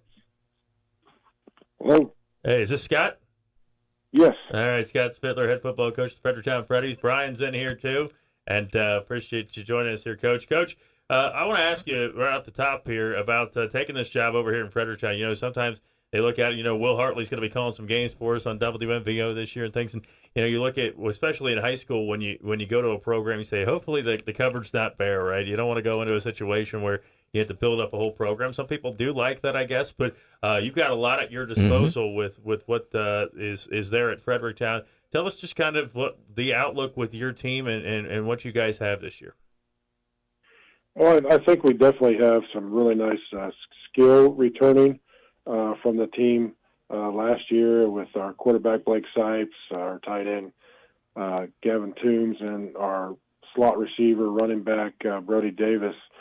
Really brings a lot of athleticism and speed on the offense side of the ball. But where we got to kind of grow up real quick is in the trenches. We lost a very senior-dominated offensive defensive line from last season. So we're very youthful and inexperienced up front. So, our success on both sides of the ball will be determined about how fast those guys grow up and gain that experience to play in the K-MAC in the trenches. Scott, I know that when you step out, I don't want to speak for you, but a lot of us who have been in the coaching business now a long time, we step out for family reasons. We step out for just sometimes needing a break. What decision was it that made you come back into coaching? Well, there at the end of the 23 season, I was dealing with my mother having some health issues. And we stepped away, or I stepped away to take care of her. Yes. She was a widow, and we were in the process of getting her moved over here to get her in assisted living and home health care. And then we ended up finding out that she had cancer, and it was a very late stage, and we lost her in September. And, I'm so sorry. A couple months later, I looked at my wife, Tiffany, and she kind of nodded, and she goes, "I know you want to go back." And I'm like, yeah. I still have that bug, and yep. It just so happened a few weeks later, I just happened to see on social media where Will had decided to step away. And, both my kids started elementary school at Fredericktown. My wife worked at Fredericktown for a while. We knew a lot of people in the Fredericktown community, and we knew the quality of coaches that had been there. When you talk about Will Hartley, Luke Bill, Don DeMarco. Yeah, absolutely. I mean, I'm just extremely honored to be now the next guy, and just great tradition. And so it's kind of been a full circle moment, and just back in the game that I love and excited, and the kids are working hard, and we're looking forward to the challenge this season. What major changes do you think you need to take when you're coming into Fredericktown now? It's a new situation, and I'm certain that you know a little bit about the players, but tell us about what brings you back. What did you look at and you go, hey, I like this? Well, I just, there's been some really, really good tradition in football in Fredericktown. There's been some really good football teams. I have tremendous respect for, the guys that I mentioned in the coaching room. Well, you and I both coached with Don DeMarco in several All-Star games. And knew Luke Bill really well, and just, had the opportunity to coach some Fredericktown boys in various All-Star games. So I knew what type of kid was roaming the halls there at Fredericktown High School. And then the K-MAC, you week in and week out, you've got great football and great competition. And, if you survive that conference, you're going to be prepared for the postseason. And then, being able to see guys like Blake and Gavin and Brody and stuff play, and you just knew that there's something there that, you could work with and continue to build on the tradition that they have. Well, I wish you nothing but the best, my friend. I really do. Coach, before we let you go, though, too, I want to just ask you two quick things here. When we look at what you are bringing to Fredericktown, what are we going to see with these Fredericktown Freddies offensively and defensively? Well, we're going to move from their spread attack that they've run the last few years to more of a ground-based attack. But I think what I like to do with the double wing offense is accentuate the strengths that we have, and when you got the weapons that we have at the skill position, we're going to utilize those. And I think, Gavin Toombs at the tight end position is kind of a chess piece when you're talking about trying to outflank defenses and things like that. But, I've always been a line of scrimmage based type coach where, we're going to try to be as good as we can be in the trenches on both sides of the ball. And so that's our mindset. We just happen to be, like I said, youthful and inexperienced, but they're working hard. And, like typical young, inexperienced linemen, you'll get 2 steps forward and then you'll take a step back. So we just got to work on our consistency and continue to get better each and every day. Coach, one last thing I want to ask you. Looking at the KMAC, a lot of people look at Fredericktown and they say, wow, you got a lot of guys back, But as you mentioned, some pieces that you're still working with on both the offensive and defensive lines. What do you look as the KMAC and maybe the overall view of the conference? Well, I think, you immediately, the defending champs, the one that you got, they're the champs until you knock them off. That's right. Northmore's always got good football players, and they're well coached under Scott Armrose. Just top to bottom, the conference is just so solid. You've got very good talent returning from Centerburg. Danville's always in the hunt each and every year, and with the tough brand of football that they play. Mount Gilead's got really great size and some good skill returning this year. So I look for it to be knockdown drag-out. And then one of our former players, Brian, Andy Beatty, is the head coach there. What a great guy. And so, I think week in and week out, there's no weeks off. You got to be ready to play. That's right. Yeah. Well, Coach, best of luck this season with the Fredericktown Freddies. I know we're going to see you Monday night down there at Pizza Cottage and talk some more Fredericktown football, but certainly appreciate you joining us and looking forward to catching up with you after the games all season long, okay? Thank you. Appreciate you guys. All right, take care, bud. All right, again, Scott Spittler, new head football coach of the Fredericktown Freddies, joining us here on the program. We'll take this break. We'll come back, and more of the Spearman Financial Services Sports Roundtable show coming up.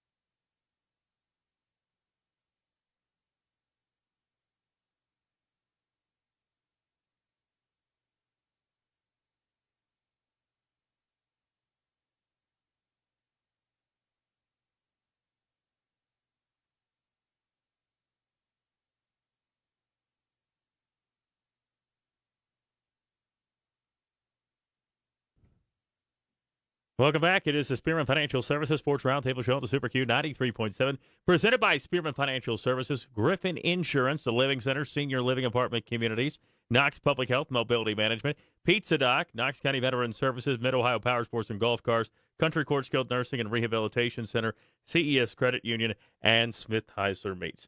740-397-1300, 877-397-8255. You can join us and be part of the program. As right now, the Cleveland Guardians are in the ninth inning, trailing 2-0 against the Atlanta Braves. 2 hits. And it's not going to do it for you. No. Guardians are still in this thing. They had that 10-game losing streak, and then they got going. All right, back to the phone lines we go, and you're on the Spearman Financial Services Sports Roundtable Show. Hey, Tyler. It's Ryan Getzman from Cardington. Ryan Getzman, Cardington Lincoln Pirates. And, you and I caught up at a baseball game at Mount Vernon Nazarene University back in the spring. And one of the things we talked about was this upcoming year being exciting time for the Cardington Lincoln Pirates. So I want to talk to you a little bit about, the expectations going into this year, some of the guys you bring back, some of the guys you're expecting big years from, and maybe some of the things you say, hey, we still got work to do leading into week one. Yeah, no, well, it's awesome this time of year to back, isn't it? It feel like yesterday we were watching Centerburg and Fredericktown in the district final for baseball, but it's good to be back to fall. But no, we returned a good core for us. We returned our running back, who was 1,400-yard rusher and player of the year in the league last year. Then we returned 5 guys up front on offense. And we return interior-wise, we return all 7 in the box defensively. So, we return a pretty good core right now. We're up at Lucas tonight for a jamboree and did a nice job tonight. So, you look at some of the things, as we mentioned, that you got to work on. Where are you young? Where are you inexperienced? What are some of the things that you look at that you're working on still? So we're breaking in a new quarterback. So that's one of the things that, that's a pretty vital position. So we're going to work through that. And he's a sophomore, but he's doing a good job for us. And so kind of getting that experience under his belt the last couple of weeks with scrimmages has been pretty key for us. Ryan, as we look at the Knox Morrill Athletic Conference, just your thoughts on the conference, what you see from being a part of this conference. They lost some pieces. Obviously, every year, teams lose pieces, but there's a lot coming back in the conference, too. We talk about your player of the year, but tell us what your thoughts are on the KMAC. I think it's as balanced as I've looked at it in a long time. I think there's a lot of really good football teams in the KMAC. I think every Friday night is going to be a lot of fun. How awesome is our league? It's one of the best small school leagues in the state. Obviously the MAC is very well known, but I think we're a very underrated league. We had 2 teams in the Final Four last year, so every week you got to show up and you got to play well, and that's what high school sports is about. It's fun. Yeah. Again, Ryan Getzman with us. We thank him for joining us here on the program. Who you guys got next week, Coach? We open up at Winford next week. At Winford, so going to be on the road. It should be a fun time for the Cardington Lincoln Pirates as you guys get things rolling. And we're looking forward to catching up with you all season long and then getting you down to Pizza Cottage to talk some football as well this year. But best of luck to you, Ryan, throughout the season, and hopefully you give us a call every Friday night and we talk with you, okay? Yep, I appreciate talking. Yep, take care. Again, Ryan Getzman, we appreciate him joining us. That Cardington Lincoln, you look at what they have, some of those pieces. Now, as you mentioned, breaking in a new quarterback, that's, going to be a situation. But when you got a running back that was the player of the year last year, and you can kind of lean on that a little bit, at least at the beginning, that's got to be a good feeling. Well, it makes a big difference because you have a way. Each team has to find a way that they can win. Mm-hmm. And obviously right now, just what he told me and what he told all of us, it looks like, hey, we're going to try to grind that clock a little bit with a good running back, take care of my sophomore quarterback, especially early in this year, and we're going to ask those linemen to step up and really do a great job, play great defense, and that's going to be what we're going to try to do. Control the clock, keep it close, win it late. Well, you look at it again, when you look at their schedule, their first conference game is going to be against the Fredericktown Predators. Yeah. And that's going to be a big Fantastic. matchup. We're going to be at that game on WMVO, but that is going to be a great matchup for that, the Cardington Lincoln and Fredericktown. 740-397-1300, 877-397-8255. But you just think about not even teams, but just individual players and conferences and throughout the Central Ohio. Boy, there's just some really good players, and Wyatt Denny's one of those guys that just had a heck of a year. Absolutely. And when you look at it, it was on both offensive and defensive sides of the ball for him. 740-397-1300, 877-397-8255. Call us and be part of the program. We want to hear from you. And again, we're going to be doing the Spearman Sports Trivia. That'll be happening starting next week. So be listening throughout the week on the Super Q 93.7, and you'll be able to hear the question. We're not going to give you the answer. You're going to have to look that up.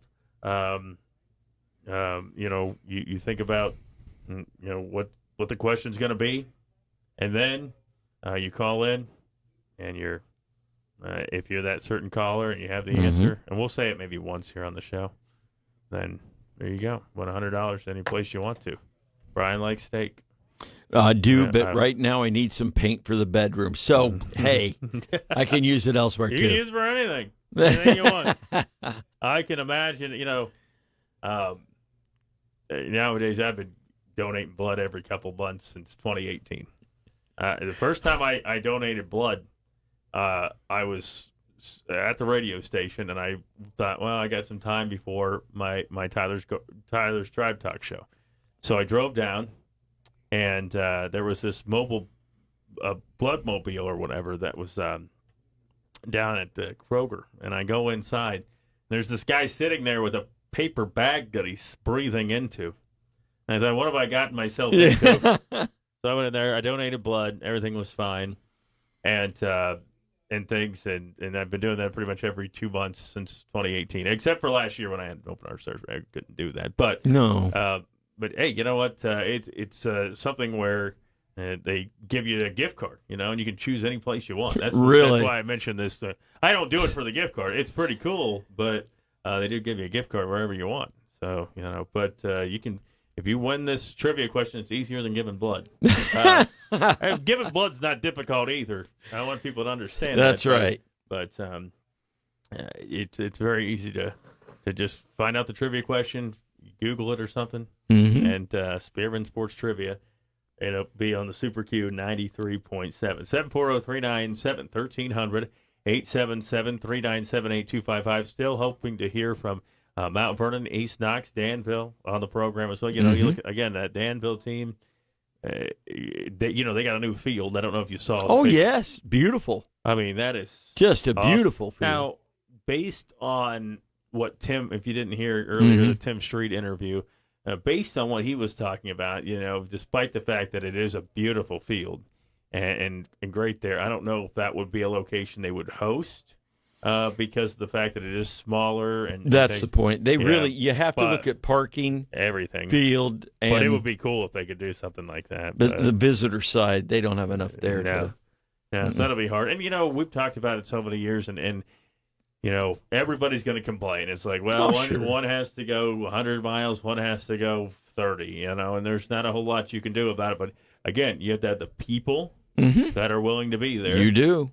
You have to have all these, they actually send out a survey. Remember we talked with Mike Delaney last year about that, and they sent out a survey and all those different things, and there a lot goes into it. But also, this stuff kind of happens fast. Right, because you don't really know. I mean, it's one of 3 options, right, or one of 4. You have a really good idea when it's in motion. Yeah, and you can decide what you're going to do.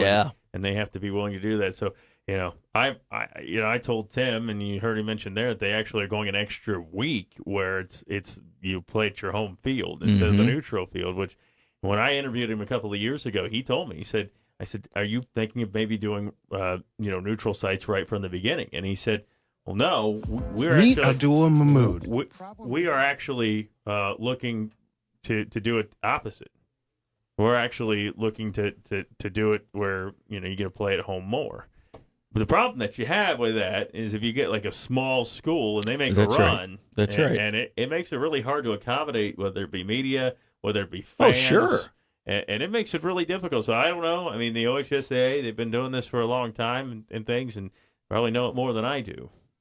But the reality is, I think you're going to see a situation where it is going to be more difficult for some people. Well, I know I've worked, and you've obviously done this before. I've worked in some press boxes that you're just saying, "What? Are you kidding me?" Yeah, and you really couldn't.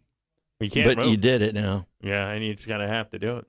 I went to Portsmouth East one time with Dawson, and we tried to climb this. I mean, the ladder. Yeah. It was just hanging there. it was just hanging down. And I said, I don't think you're making it up there, buddy. Nope. We better find room down here.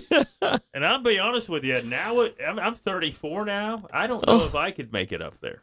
All right. You're on the Spirit Financial Services Sports Roundtable show. Good evening, boys. How's it going? Okay, buddy.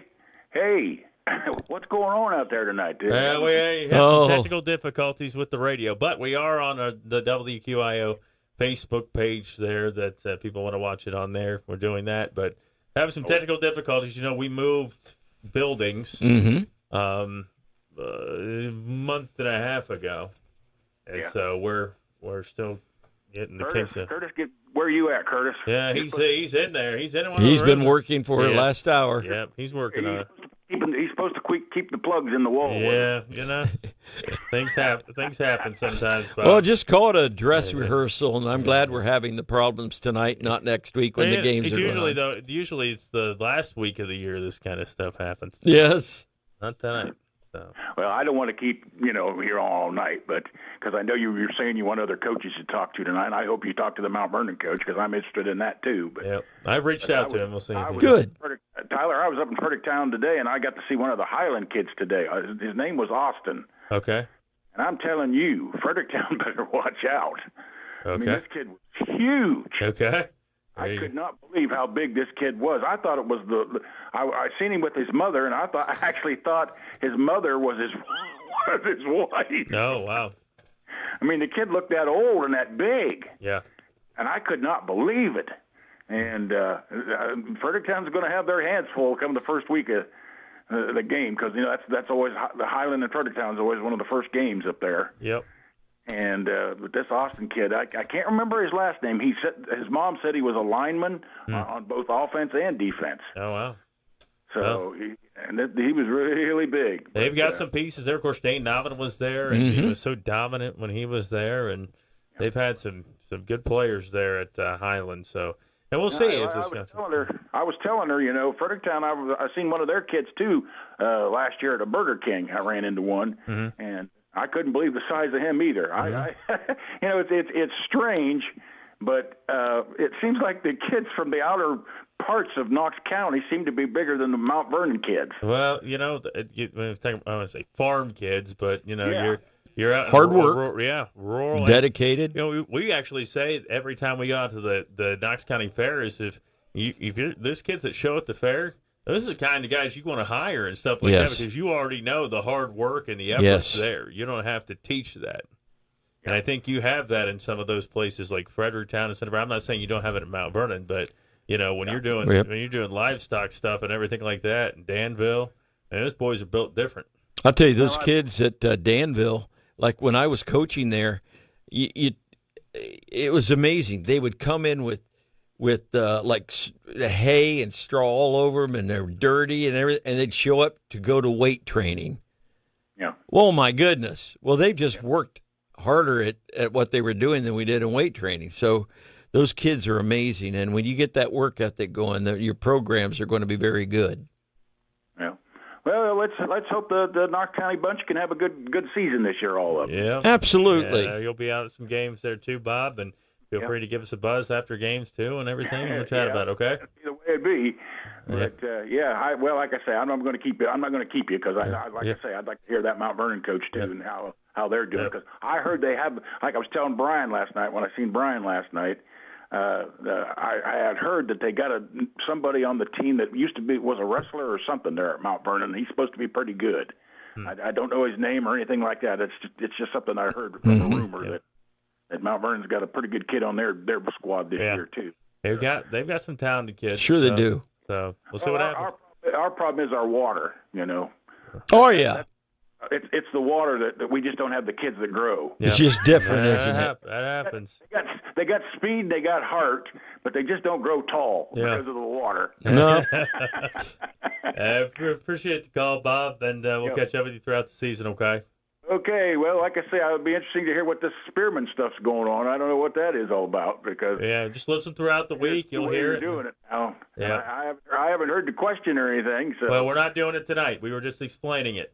Okay. All right, thanks, you got to be listening to the radio during the week to get the answers, huh? Yep. Oh, okay. Well, that's one way Curtis can get attention to people. Yeah, absolutely. I appreciate it, Bob.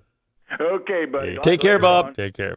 All right, 740-397-1300, 877-397-8255. Still hoping to hear from some different coaches. And we're going to hear from Matt Bloom. We're going to be down at Pizza Cottage, so if he doesn't call tonight, you can watch that on our WMVO Facebook page. Listen on WMVO Monday night, as we'll have that for you as well. But Mount Vernon Yellow Jackets, they've got some pieces. They got a guy who got hurt last year and coming back. And, again, great field there. And last year, they opened the season with a loss to a team that ended up only having one win all season.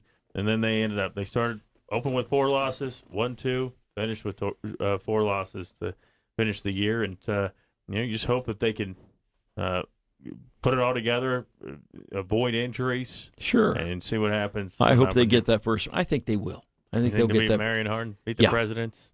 Yep. And then they play a Newark team that's pretty good. That Newark team is much improved. Yeah, they're good this year, and so it'll be interesting to see how that plays out as well. 740-397-1300, 877-397-8255. Call us, be part of the program. We want to hear from you. We'll take this break. We'll come back. More of the Spearman Financial Services Sports Roundtable Show coming up. Elicit the passions and commitments like own a business.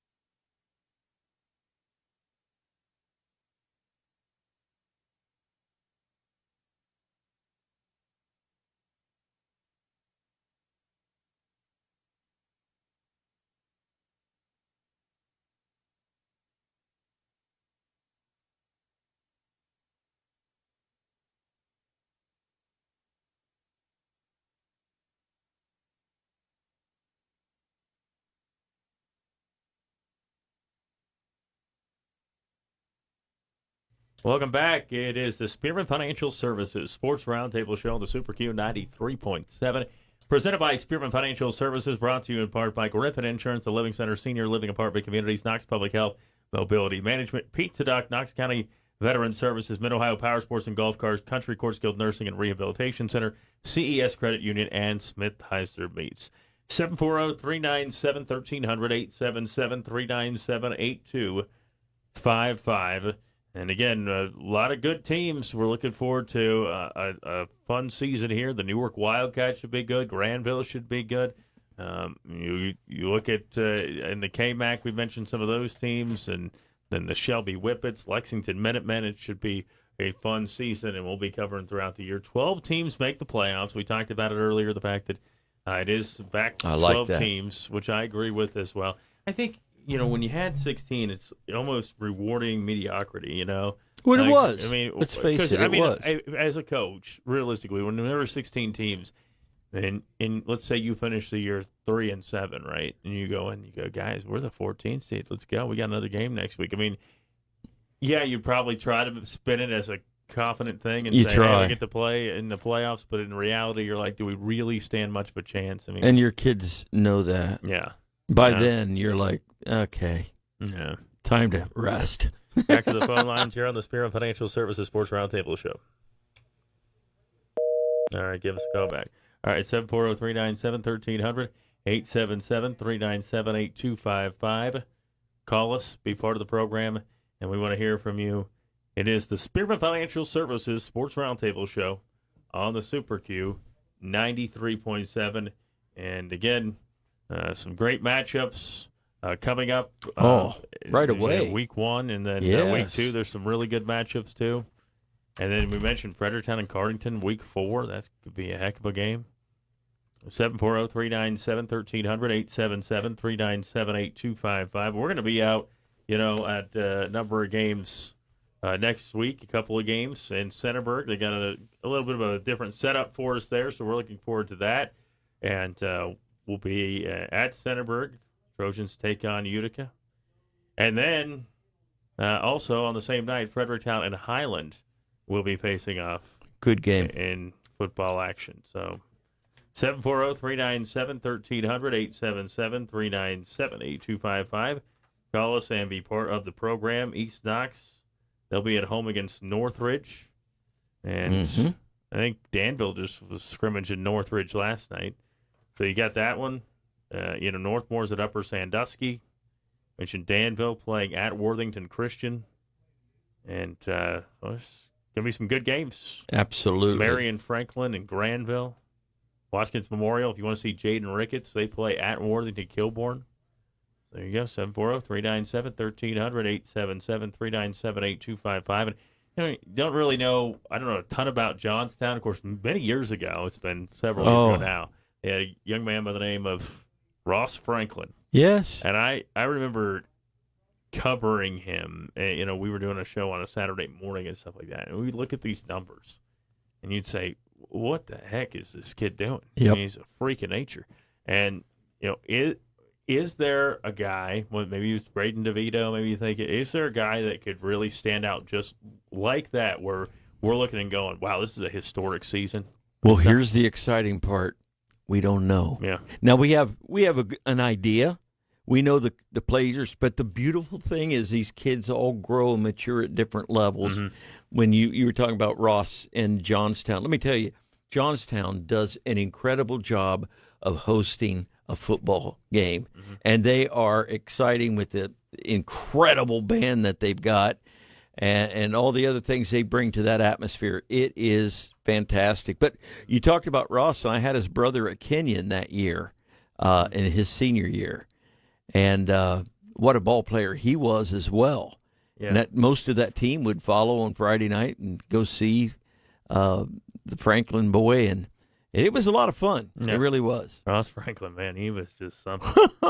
740-397-1300, 877-397-8255. The Utica Redskins, started off 1-4 last year, but senior receivers Hunter McKinney, Braxton Fisher, guys that are back, junior quarterback Aaron Hayes. And makes a difference. Yeah. So got some upperclassmen.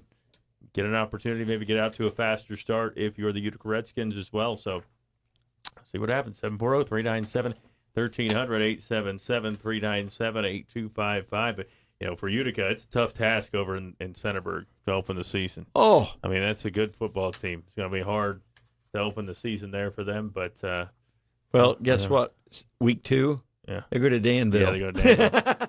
I think we're going to be at that one, that's too. a good one. I mean, hey, you're going to get tested and work the kinks out early. I think some people, when it was at 16 teams, it's kind of like almost similar to where it is in college football right now, right? So if there were 4 playoff teams, right. In college football, if there were only 4 teams that made the college football playoff, there's no way, I'm telling you, there's no way Ohio State would open the season against the Texas Longhorns. No, 0. because a loss would take you out of it. Yeah. Now you notice since they went to the bigger format. Now you're willing to take those chances. You're getting great games now. Yeah, and I mean, there's games where the week that Ohio State plays Penn State, that's going to be That's right. Yeah. Boy, we'll look at that schedule this year, buddy. But the reality, it can be interesting. See how it plays out. But you get an opportunity to play Texas early in the year, and you say, hey, well, if we lose, it's not over. I mean, the Buckeyes lost to Oregon in the regular season and Michigan in the regular season and won the national championship last year. Right.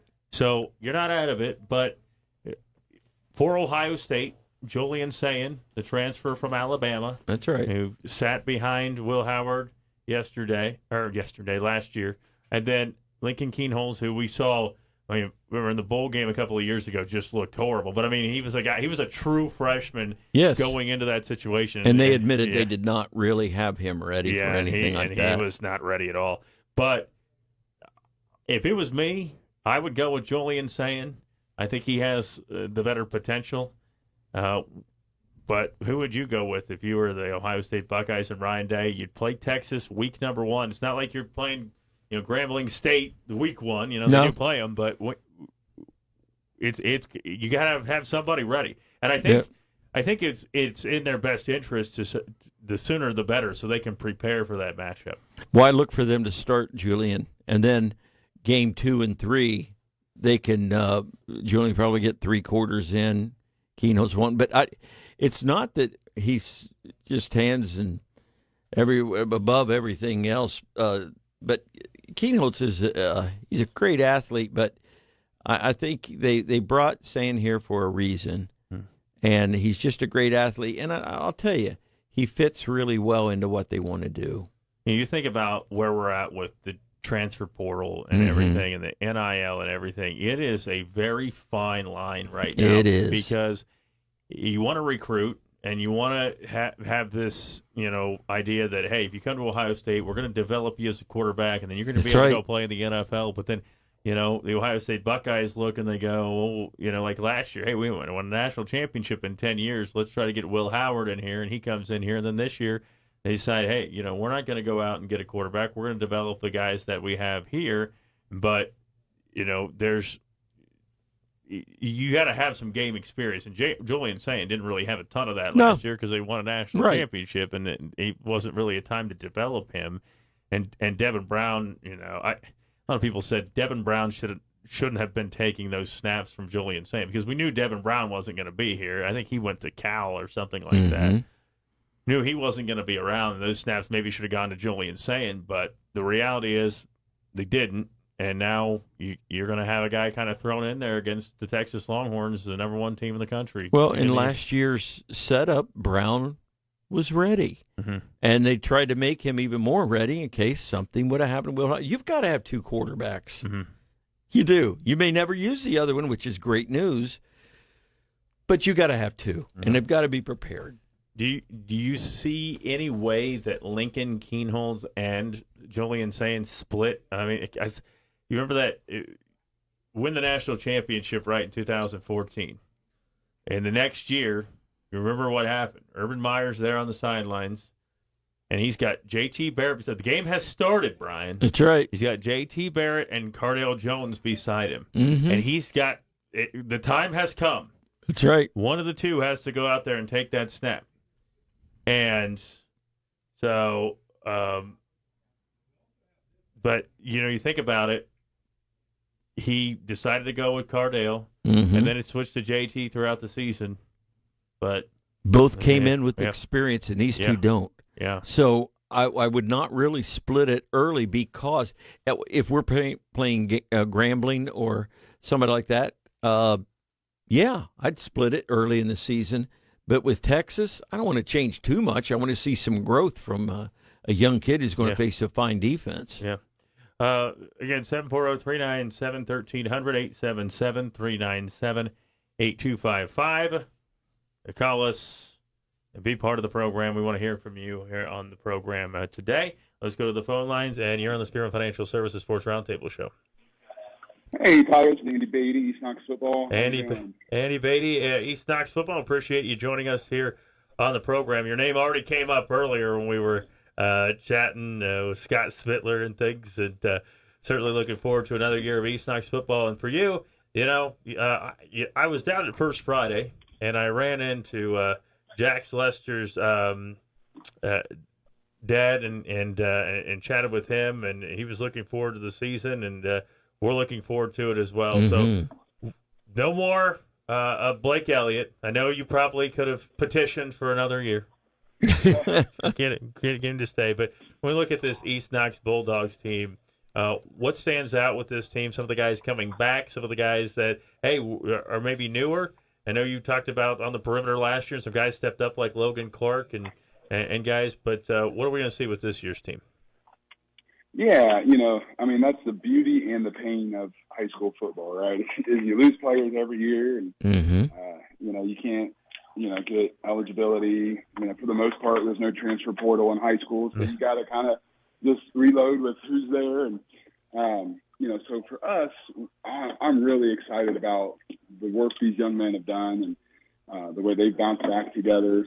We've got, of course, you mentioned Logan Clark. He is legitimately one of the fastest kids in the state of Ohio. And so we want to get him the ball in space and let him just have an absolute blast.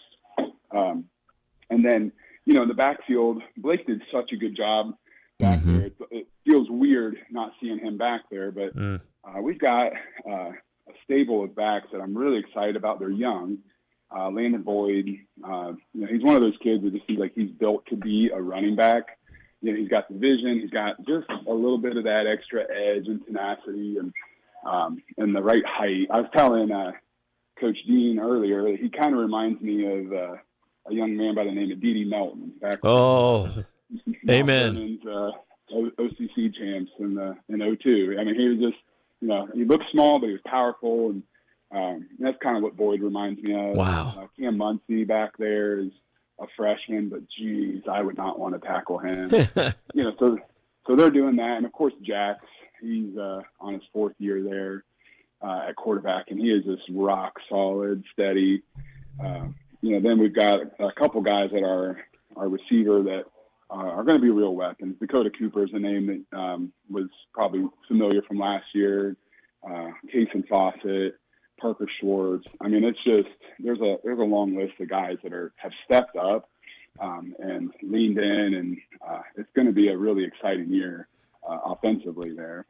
So, Andy, this is Brian. Are you trying to tell me that some of those backs were faster than number 60 at Mount Vernon in 2002? Well, let's just say that I would not want to pull that film up and do a foot race or something like that. So. Oh, okay. All right. I gave you a chance to be a legend. I just thought, that's wonderful. Hey, Andy, when you all coaches, we are all positive, I would say, by nature and what's going on. But when you take a look at the team early in the season, just the first game or two, do you have any concerns? Just thinking, hey, if we could just be a little better each game, first couple, we'll be fine the rest of the year at these positions. Yeah, I mean, I think you nailed it there. I was just telling the team, we're sitting at 39 kids, which is the most I've ever had. Oh, yes. That's excellent. For quite some time here at East Knox. And we have a lot of inexperience. We have a lot of kids that just love football. And I would say more importantly, they love one another. They love being a part of this. That's beautiful. Team. And so they have bought in, and it is without a doubt the most coachable group of young men I've ever had. We show them something. It's not excuses or, I know. They say, okay, they work through it. And they're just stacking days. That's good. Fixing those little things. And so, I think for us, we just need to continue to do that. Complacency can set in real quick. Oh, sure. And so, I think that those early games are so vital because, at first game, it seems like a lot of people come out and, things are going to get a little funky. The difference from, our scrimmage last week to this week was a significant improvement. And so, that's why you have these scrimmages. That's right. Not to go win the scrimmage or, boast about how good you are. It's to, because film doesn't lie. And that's right. For us, we just want to continue to stack those days and teach these guys, hey, you can be as good as you want to be if we keep the same attitude and approach we've had. Coach, we certainly appreciate you joining us here on the program, and look forward to catching up with you all season long. We're going to have you down at Pizza Cottage throughout the season as well, and just looking forward to a great year of football at East Knox. Before we, though, take this break here and we chat, I know you guys are, as a team, you're battling beyond football right now.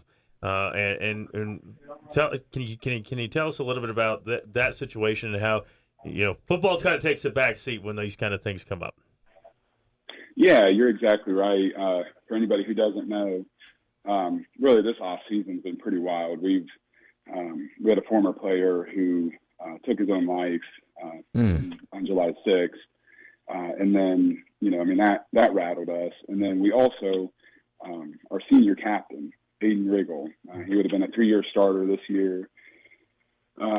He's just been struggling with his health all off season, and that wasn't like him. So we knew this was bigger than just a pulled muscle, and he's still coming to early morning workouts and not able to do things. And so he'd kind of been all over the place with what they thought it was or wasn't. And we just couldn't get a straight answer for him.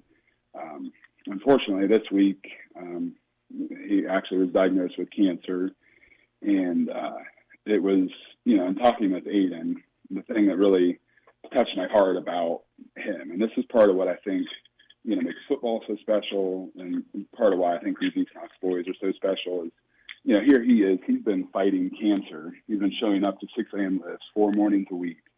And when he's diagnosed, the thing that he's the most upset about is that he feels like he's letting his teammates down. It's like, what? Oh, man. You know, and that, I mean, as a coach, as a dad, as a Christian, as a human, if that doesn't move you, you know, I don't know what does. So, you know, it's been, these boys have rallied around him. That's the sort of attitude and team that we want to have. You know, a lot of people will say it's we, not me, but they don't really mean it.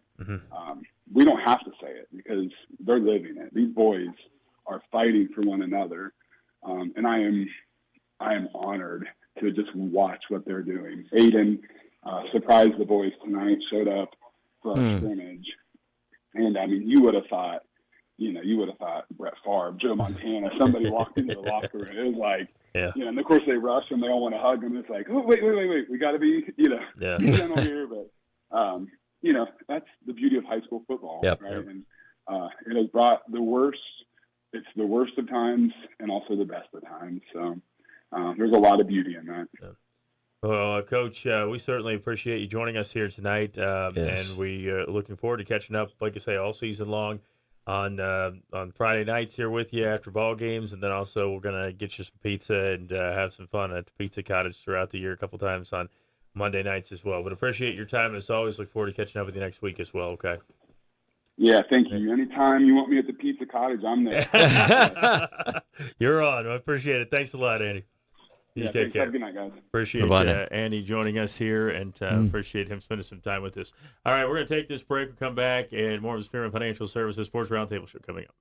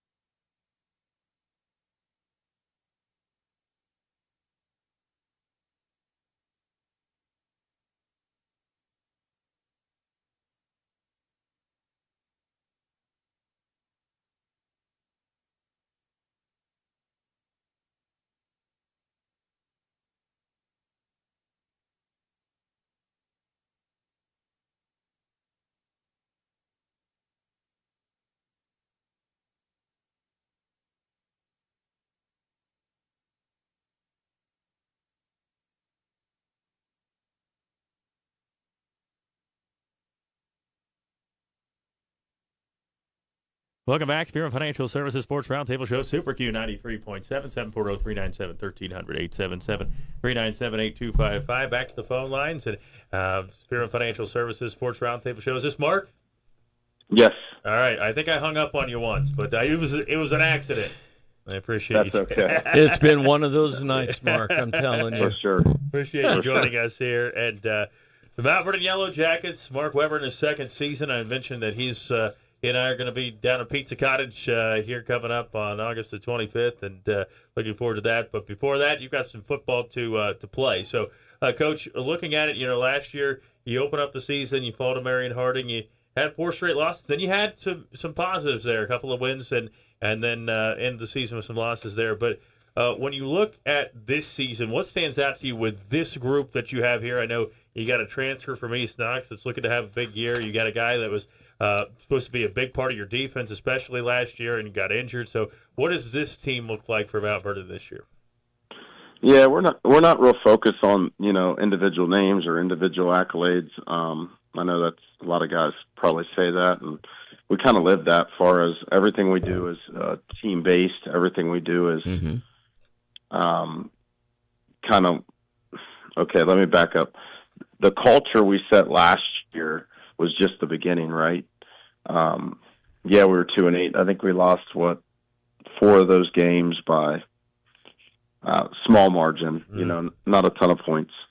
But the focus was the process and doing the little things right and changing some of those bad habits. So what's been impressive with this group, they've taken that, that team mentality, that team identity, and not really caring about, the accolades and caring about who gets what. And they've taken that and ran with it. So, that senior class last year kind of set the groundwork for that. And, at times they're like, man, I'm not seeing the light, the 2-8, because they're focused on the product, focused on the result. So we've really just changed our mind and changed our focus to just focus on the process, focus on what it takes to get to where you want to be. You probably shouldn't focus on how many receiving yards you're going to have, or you probably shouldn't focus on if you want to be all-state, because the minute you focus on all of that stuff and that individual stuff, it just seems like it never works out right, in my opinion. With my experience, the guys that focus the hardest on those accolades and being the best player on the team and all that stuff, they never pan out. They never. But then you look at the guys that do get those accolades, and they're always what? They're always the team guy. They're always the guy that is the first to get there and the last to clean the locker room up and leave. So that's the kind of culture, that a very blue-collar culture, but a very team-oriented culture. Everything we do is together. I did play a joke on them earlier in the year. I said, we're getting rid of all the numbers from 0 to 9. I told them we're getting rid of all the single-digit numbers because, a lot of those guys are selfish at times. That's just kind of what I was telling them. And then all the guys that wore a number for 5 years, like their face was flushed. You could see it. Yeah. And then I said, I got you. I'm just joking. I won't do that to you. Because it was kind of like, why my senior year, Exactly. But they were going to be okay with it. Like they weren't going to throw me, they weren't going to mutiny. They weren't going to X me off. But I think it's funny that when you look at it that way and you have that mindset of, okay, the team's first, what if I did have to give my number up, right? Would you do it? And it's easy to talk about it. Would you do those things and actually act, I guess? So that's where the culture is headed. It's still, it's still a work in progress. 2 years, you're not going to change how many ever years of subpar performance. That's right, sure. In 2 years. But it's been really fun to watch this group of boys, this group of men, take off with what the seniors kind of went all in on last year. So I think you're going to see a group of boys that play with a different speed. They play with a different edge, a different mentality. Far as the results, I don't know. We could be the same. We could be better. We could be awesome. I'm not sure. But you're going to see a different brand of football, and you saw glimpses of it last year. Teams that would just come, my teams that would just come out and get on top. Like the Zanesville game was a glimpse. Mm-hmm. We jumped on Zanesville and didn't let up. Mm-hmm. So, but we're trying to get that to where that's every week, right? Well, Mark, I'm just excited for you, and legitimately excited for you and your staff.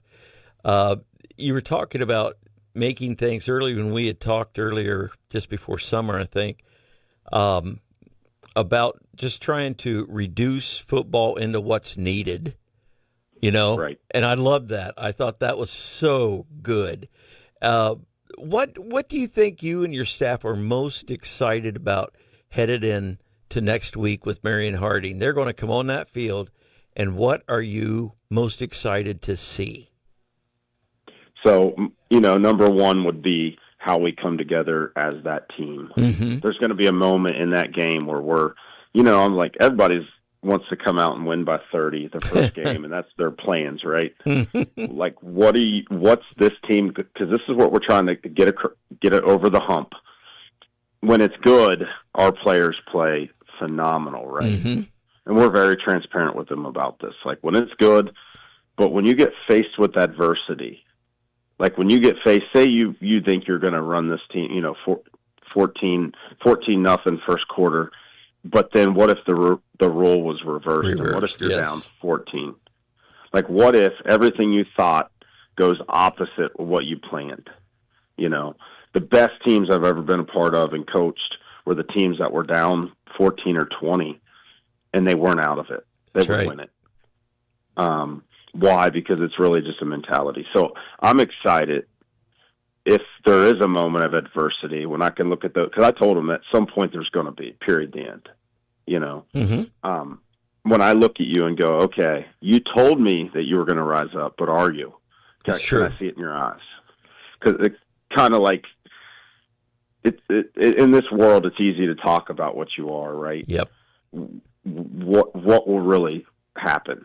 Mm-hmm. So I'm curious about that because there is a longer standing culture of subpar performance. So that's going to take some time to kind of breed out of them, right? To bleed out of them, to get out of them. And then the second thing, which I think is going to help, which I know is going to help in my experience, is just the overall team speed that we've increased. Mm. If there's one thing that you need in football, it's speed. Yes. And that's a year long. Are you there? Yeah, we're here now. Okay. A year-long speed development program that we've implemented. I'm excited to see the first time we get in the open field. Do you see the difference? Mm-hmm. Yep. Okay. Yeah. So hopefully we haven't. Hopefully it's worked, and the times say it works, but I want to see it on the field. The laser timing that we do and all that stuff's great, right? But when push comes to shove and you're on the field with shoulder pads, one-on-one, what does that speed do? Yep. So that's my top two things. Beautiful. Speed and how are they going to face adversity? Yeah.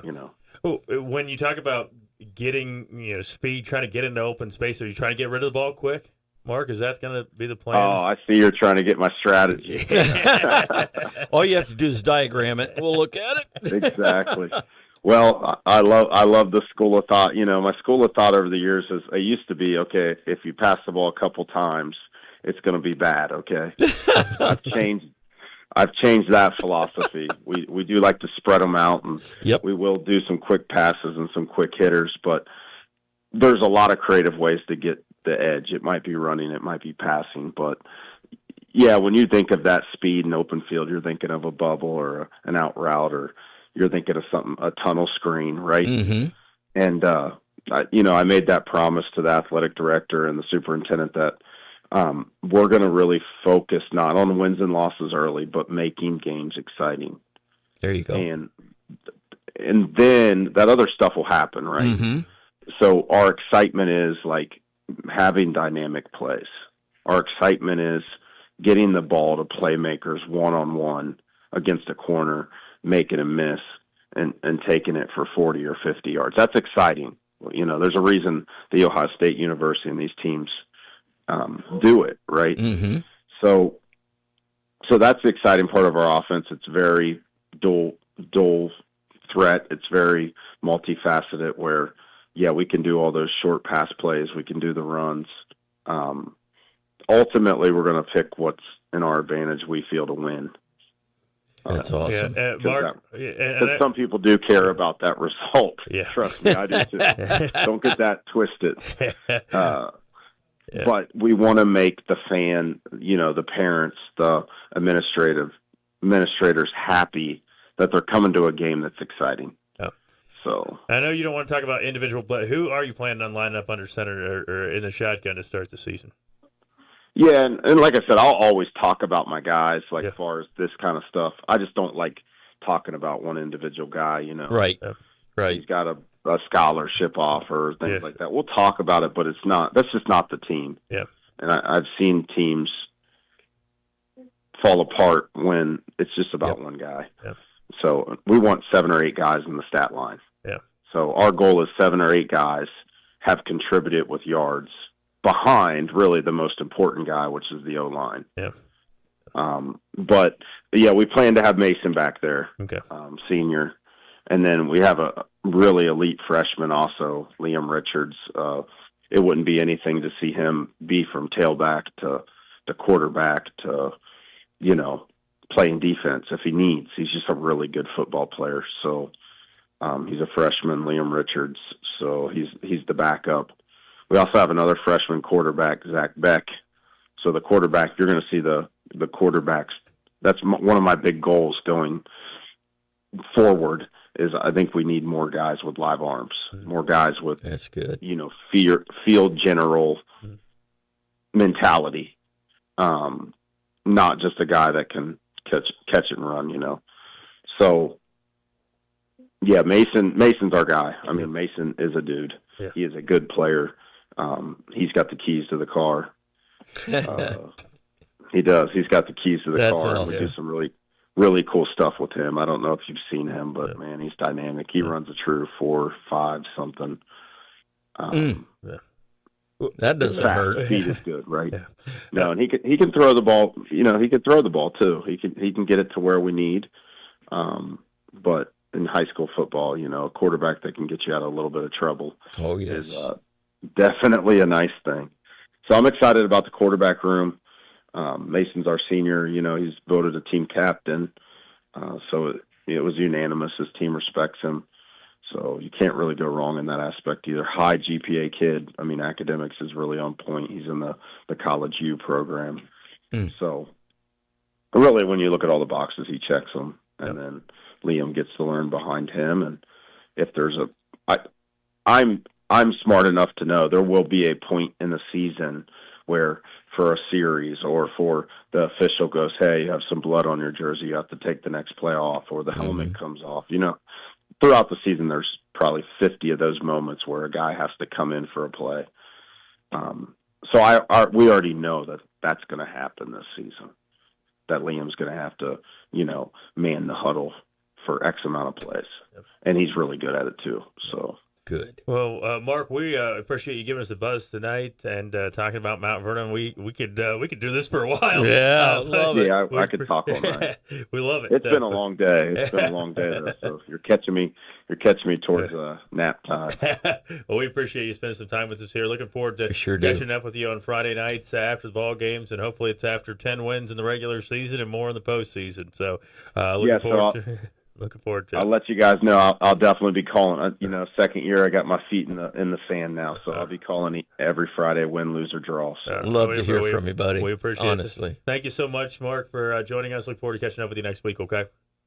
Appreciate it. Yep. Take care. Take care. Again, to Mark Weber, we certainly appreciate that. I mean, all the update there with the Mount Vernon Yellow Jackets. They'll open up with Marion Harding, and they take on a pretty good Newark team. They got to play a pretty good Delaware Hayes team. So a lot of things there coming up. All right, let's take this quick break, and we'll come back. More of the Spearman Financial Services Sports Roundtable show coming up.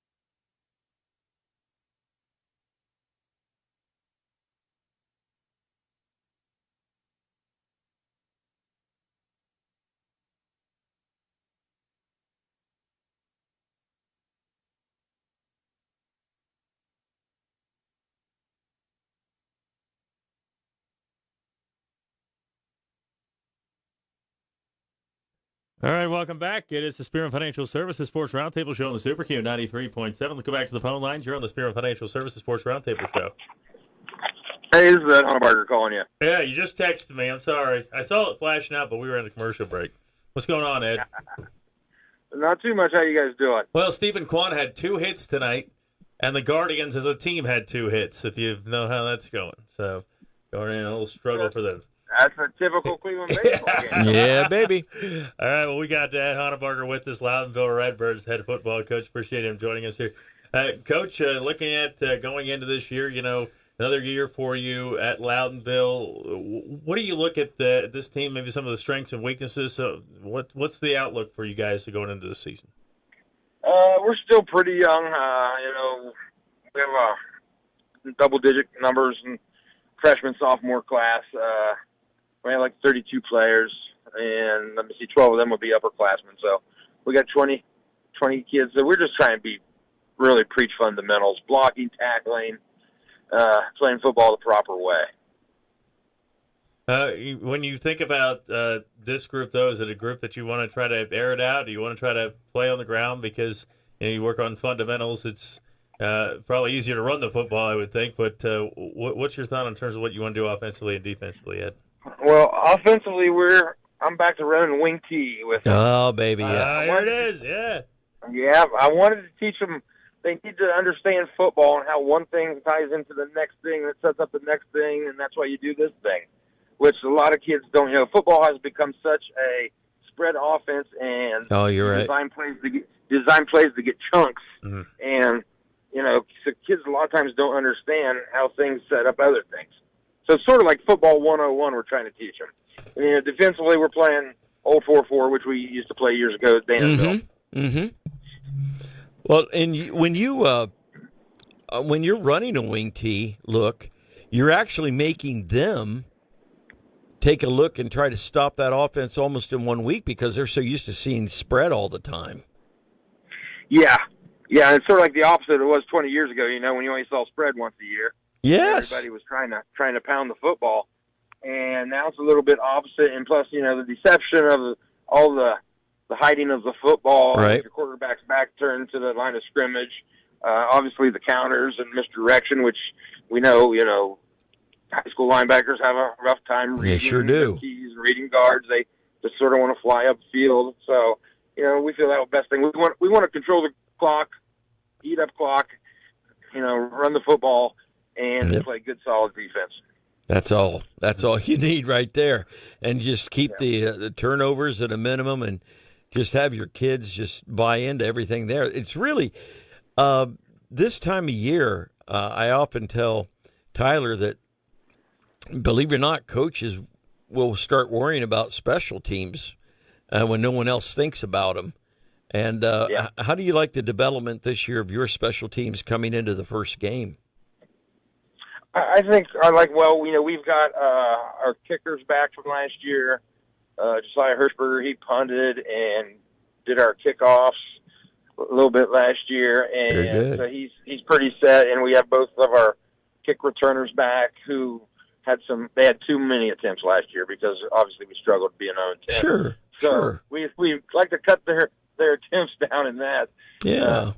But they were very good at it, and both of them, Hirschberger and Colin Cayley, returned kicks for touchdowns last year and had a couple other long returns. So, we're optimistic. Hopefully get good field position and eat up clock and play hard-nosed defense. That's how you do her. Ed Hunnebarger, head football coach for Loudonville Redbirds. And, Coach, we certainly appreciate you spending some time with us. We sure do. Here to talk about the team. You call us every Friday night, and I won't even complain about the fact again that Stephen Kwan had the only 2 hits for the Guardians tonight, but because it could be a therapy session for us if you want it to be. But no, we're looking forward. Yeah, we got it. There's bigger problems in Cleveland, which is like they got 25 quarterbacks and they're all hurt. Yes. Appreciate Ed joining us here, and hey, call us every Friday night and chat with us. Want to hear how you guys are doing over there in Loudonville, and then we'll get you down for some pizza too this year too. Okay. All right. Well, thank you. You're a good man. Take care, buddy. Appreciate it, Ed. Take care. All right. Great to hear from Ed Hunnebarger, head football coach of the Loudonville Redbirds, and always great to catch up with him. Well, we're just about to wrap it up here for our first show. that appreciate Curtis coming back to help us We sure get down do. there and everything. But thanks again to Spearman Financial Services, Griffin Insurance, the Living Center Senior Living Apartment Communities, Knox Public Health Mobility Management, Pizza Doc, Knox County Veteran Services, Mid-Ohio Power Sports and Golf Cars, Country Court Skilled Nursing and Rehabilitation Center, CES Credit Union, and Smith Heisler Meats. It's going to be an exciting year. And, It truly is. We hear from all the coaches, and I'm going to hear from, we didn't get a chance to catch up with Matt Bloom tonight, but we'll hear from him Monday night from Pizza Cottage, and so watch that on our WMVO Facebook page. But we're looking forward to a great year. It should be a lot of fun. Look out for the Shelby Whippets. Look out for the Lexington Minutemen. Those two teams could have monster years in Richland County. And, of course, in Knox County, we talk about some of the teams that are there, and some pieces over in Delaware County. Olentangy Orange has some good pieces as well. And so we're looking forward to it. And we'll have all the scores, Delaware, Knox, Licking, Morrow, Richland counties next week, and we're just going to get you all your football scores. They'll be coming on and be joining us for that. And then on our sister station, WMVO, live streaming 2 games. One of those will also be on the radio. So looking forward to it, man. It's going to be a fun time as the high school football season kicks off next week. And again, join us Monday from Pizza Cottage. You can come down to Pizza Cottage. They got a great dinner deal as well. So come down to Pizza Cottage. Sounds good. And we are looking forward to that as well. Thanks for joining us on the Spearman Financial Services Sports Roundtable Show. Back at it next week at 7:30. It's a Super Q 93.7.